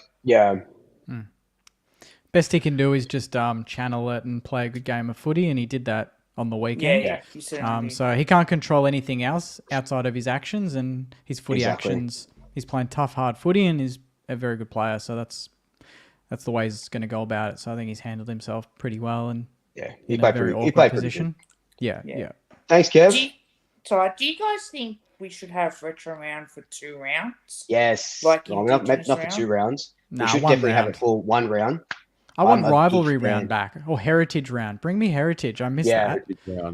When they brought back the old kits, that'd be sick. Yeah. I don't know why they. Your kit too, that you wore on. Was that Gather Round? The candy stripes. Jake? Yeah, the candy stripes. Yeah. I love those. Really good. Even West Coast's retro Guernsey that they wore as well. That looked really amazing. And I'm sure, like, I would love us to bring back the Swoop Magpie. Like that is a very cool Guernsey. It is probably my favourite Collingwood Guernsey, I reckon. It just reminds me of Tarrant taking the Specky against the Cats in 03, I think it was. And he also kicked the winner against Adelaide after sign. That's right. Iconic. Yeah. Absolutely. The AFL would make so much more money. It's weird because all they want to do is make money. So I don't know why this hasn't been a fucking thing yet, So my mum will kill me for buying so many Collingwood Guernseys, but it's worth it in the end. Yeah. It is. It is. Lovely. Good on you, Kev. Thanks, Kev. Mate. Love you. Thanks, mate. Thanks, mate. See you later. See you, bro. What? Look who it is. Sorry, I was a bit late. I was a bit late. I was going to tune in a bit earlier, but it took me a while. All right. Let's start again. Boys, what's our topics for this episode? No, I get it took me a while to clean my camera. There was some funky stuff on it. How are you, mate? You know what? Jake disappoints me. He's the only one who just doesn't get my humour. I will break the guy eventually, but Jesus Christ. Maybe I get it. Maybe I get it, but I'm not that easy. You ever think that, mate? Yeah, I'll work harder. Work harder. Some new material next week, please. Okay, cheers. I'll spend my time just for you, Jake. No, I wanted to follow on from the conversation you guys had just about football culture and fan engagement. And I had 2 things I wanted to add to it, right? Do you think that we don't have the chance because of I think it's a 2-faceted thing. I think, number one, go and watch any Twitter after a game, and it always happens from the losers, but they always say, I was in the Bay, and heaven forbid, an Essendon a fan called Cripps a cheating flog, and my 7-year-old boy had to go home distraught because he heard the F word. And I'm like, Jesus Christ, my kids hear the F word when I ask them what they want for a drink, and it's not flog. And the second part is, do you also think that Australia is a wonderful place? It's my home, and my kids are proudly Australian, so is my wife. But do you not find Australia is the country that has invented the name tag and responsibility role for the most mundane things? So example is, I was working in an office before up till the end of last year, and I couldn't believe it when my CEO gave someone a job title of refuge and recycling manager, which in the UK is basically the idiot who puts you in the bins. It's like the least talented person in the office, but we've got to give you some responsibility. You know what I mean? So because you've got the cheer squad, I find there's this fascination, and you hear it all the time, and Terry will back me up. I don't know about Collingwood and St Kilda, but the atmosphere was shit. The cheer squad didn't sing anything. So they think because they pay a stupid tier of membership, that's their job. But in the UK, it's all of our jobs. Like, our job as fans is to let our team know we love them. Like, we're there. That's our one job. And that's like drilled into you from 3 years old. You go to the football, you make a fucking noise whether you win or you lose. And if you don't, you don't have the right to complain about a player's effort because you haven't done the bare requirement of paying entry. So do you think it's more complex than let's just go and sing songs?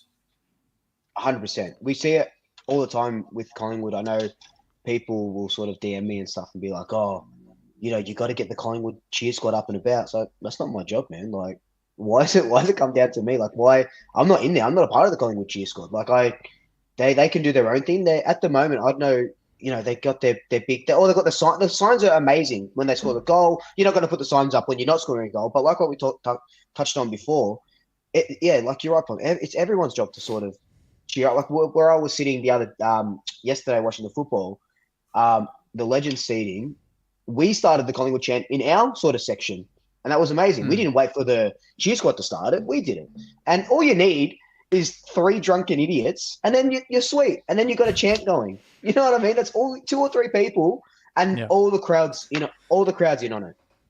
I think we've got it mixed up. If a group of people outside of the cheer squad start a chant, rest assured the cheer squad will elevate that.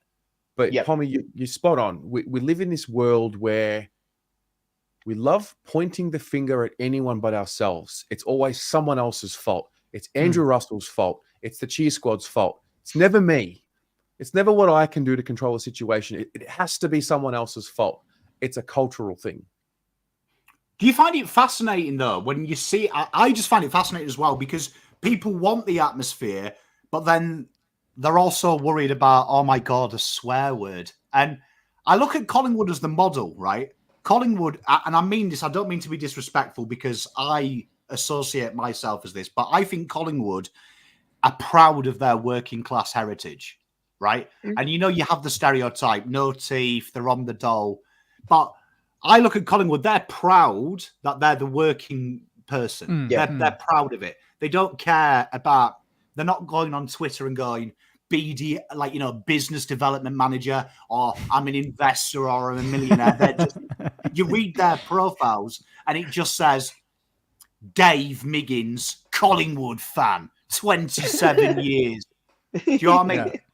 Do you think that there's a huge ego, isn't there? Like, everyone wants to be middle class. And you know what? I look at middle class people and I see a bunch of pricks. And I look at upper class people and I think a bunch of fucking pompous pricks. I want to be the everydays man. So I feel like there is an element of embarrassment, isn't there, at the football, of coming out and cheering. And I remember when I used to go with my father-in-law, people used to turn around to me and be like, oh, can you just calm down? And they were Carlton fans.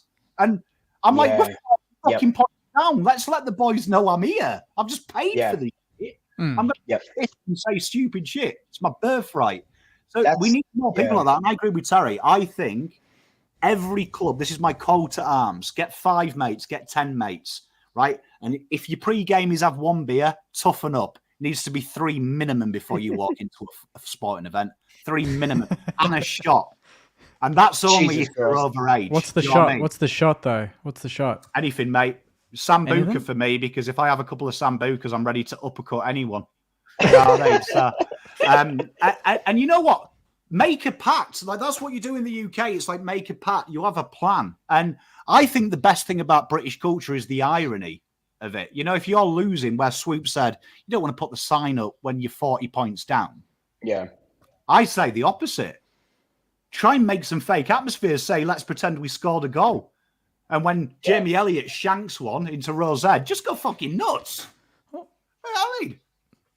Is it the label of having a cheer squad that means that's their job and not mine? Whereas like the EPL... Yep. 100%. It's the entire stadium. Basketball, I don't see cheer squads. I just see a full crowd wearing the same bloody colours. We've literally given the job to a select 100 or 200, and the rest of the stadium feel like, well, they'll take the reins for that. I'm just going to sit back and I'll yell ball every now and then. Unless you're sitting in the cheer squad, it's complete. And I've done both. Like I sit level 3. I've done a few games in the cheer squad last year. It's a completely different environment. You have to get up and about. You can't sit down. Level 3, it's an option. And most people will choose, you know, the one of least resistance and just chill for a little bit and go about their business. So, I don't know. Having a cheer squad, I feel like it looks cool on the telly, but I think it's affected the entire stadium.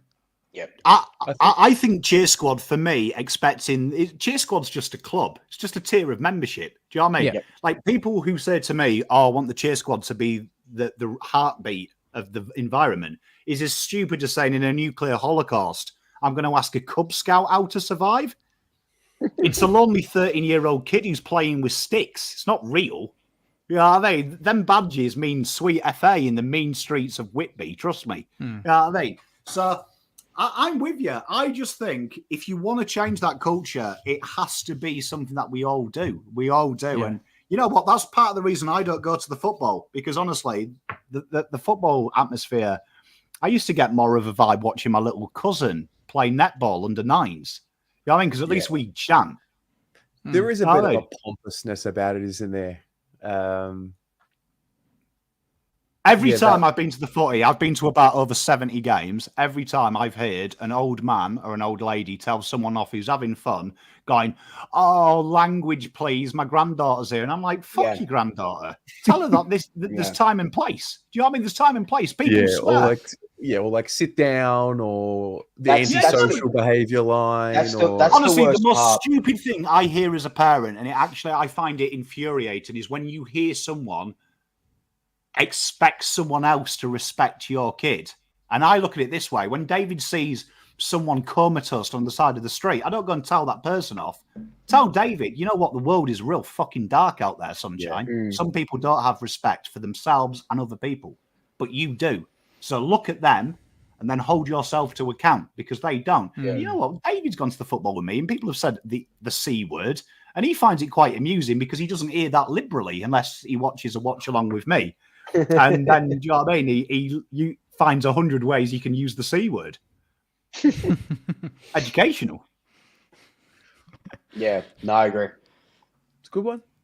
Let's all go to a game, an impartial game. Let's get absolutely bell-ended, and let's get some flares going. That would be fun. That would actually be fun. Terry, you organise a Blue Abroad section. I will quit watch-alongs tomorrow. I'll have Frankie Says Sax on saxophone level 2. I'll be doing shoeies. You know what I mean? I'll even get a Carlton tattoo on my chest. I'll be that guy that you always see at Newcastle games when it's snowing, shirtless with a big Geordie on his belly. B.A.B. Wow. You know what I mean? Screaming, let's effing kill him.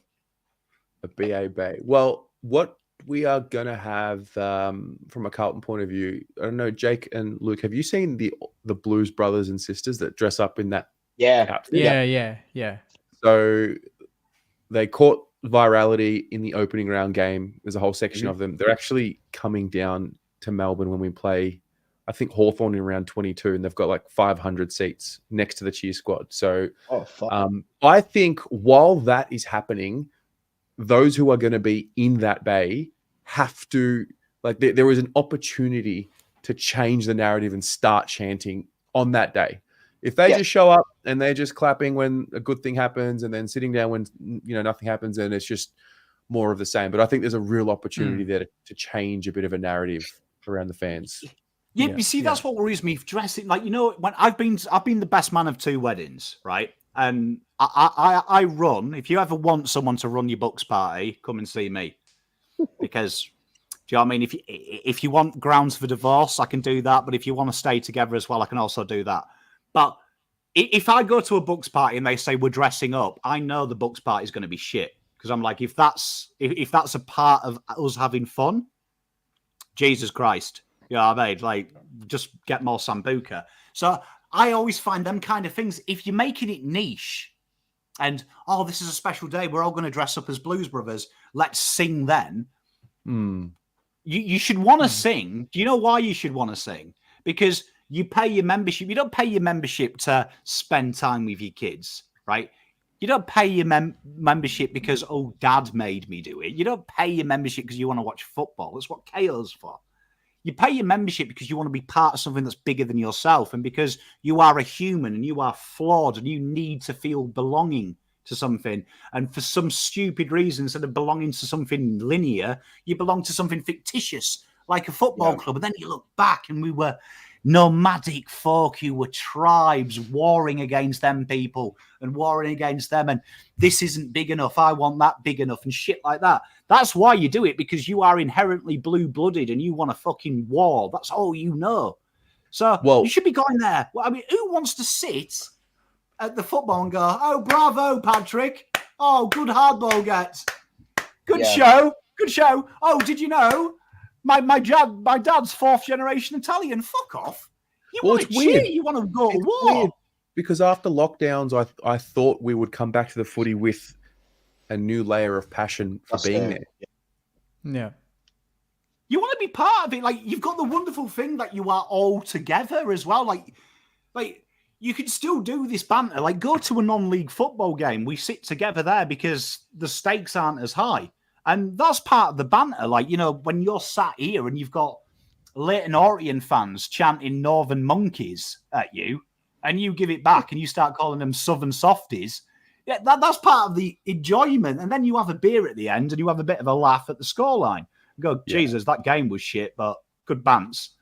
Yeah. Like, be proud. Like, be proud. I just don't see it. Like, maybe it's cultural, but I just don't understand how you go to the football and be scared of singing. Because I find it stupid that everyone shouts ball every 5 seconds. Yeah, that is the chant. Like, that is depressing. Like, some of the chants as well, where people spell the club name. Like, are we at a game of football or a fucking spelling bee? That's the worst one. That's the worst. Oh, mate, I can't do it. I can't do it. You know what I mean? Carlton do it as well. Give me a C. I'm like, are we in a 1990s American rom-com? Yeah. But, like, yours is simple. Collingwood, and you are right, it's infectious. I remember that game you talked about, the double hamstrings, right? I got right into two old people behind me with their two like teenage grandkids. We were having a bit of banter. They were Collingwood. They were lovely people, but we had a bit of banter back and forth. But I never forget, you started that Collingwood chant and it like reverberated. Like suddenly these guys were doing it, then they were doing it. And it was like while we were watching a zombie holocaust as everyone got converted into this. It was quite intimidating. I really enjoyed it because I was like, fuck, there's only like 5 Carlton fans. It felt like there was only 5 of us. Yeah. And it's simple and fun. Yeah. Fine. Like, just drink more. Uncle Pom says if you're embarrassed, drink more. Drink more, sing more. Simple. That's it. It's good, man, isn't it? Like, honestly, like, we have so much fun singing on the watch along. Well, yeah. I mean, when the watch along can be, when you can watch, no, you can't. You'll never be able to sync a watch along live at a game, and it won't work, as in it won't sync in the timing. Yeah. Now that is an idea, unless we have you doing a watch along from the game at stadiums. Tell you what, club, come on, stick your money. I mean, you've got loads of disposable income. Surely you can give Pom a little box. Just like a couple of cartons less of Penfolds every year. Stick him in a box. Yeah, you know what I mean? Like, I'll buy me own beers as well. Do you know what I mean? I don't mind. I'll dig me hand in my pocket. Just don't tell my mates that I pay for beer. Very good, Pommy. I like it, mate. It was very, Thanks, very nice. boss. Thanks for coming in. I just missed you 3. You know what I mean? I just missed you. We miss you too, mate. Always. Hey, I've got a friend for next week. The Sash, Rob. Nice. Hey, very good. Yep. Yeah. Get an Essendon man in. Mm-hmm. That'll be fun. He's a good guy. Should have got him in this week. Yeah, well, I spoke to him today, so I thought it was a bit late notice, and also I was pretty keen to get some fan cams going. Yeah. So, Probably a little Yeah. bit sad. Hey, Yeah. I mean, do you know what I mean? Oh, true. Yeah, because you Would guys have been just quite played. a traumatic thing for him to experience, wouldn't it? Yeah. What I you wouldn't be witnessed. able to contain myself. Like, do you know what I mean? Like I've ran over a rabbit before and I felt bad. I'd imagine if you witnessed that, you'd feel bad because we were the car, they were the rabbit. Yeah.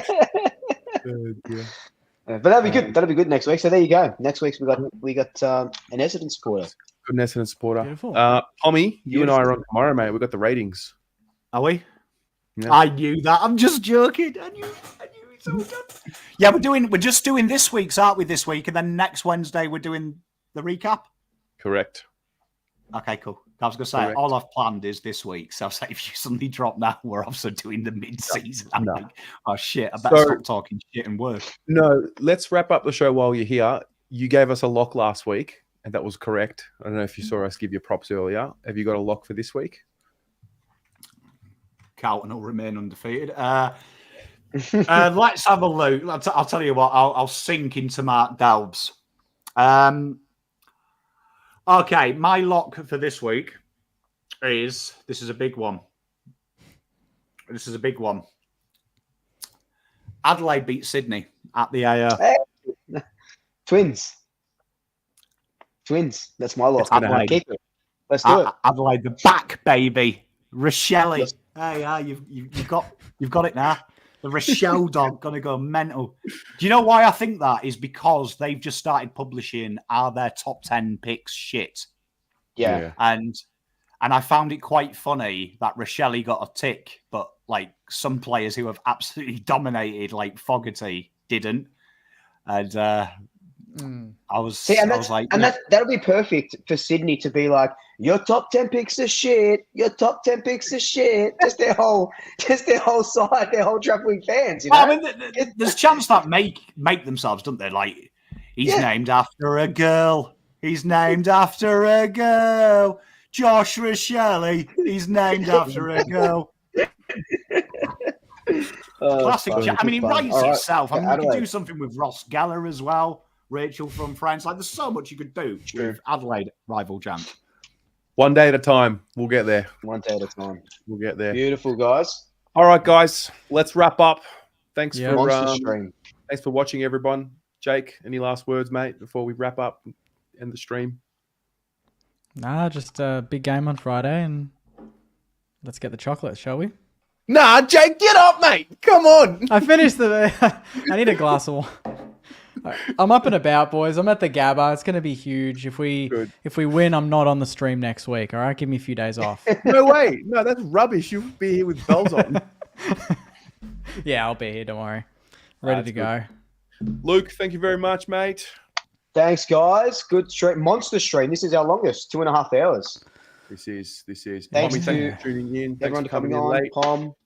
Thank you, everyone. Thanks See you for guys all next the week. guys. fan cams. See you guys next week. Go Bye. Saints. Up the Mags.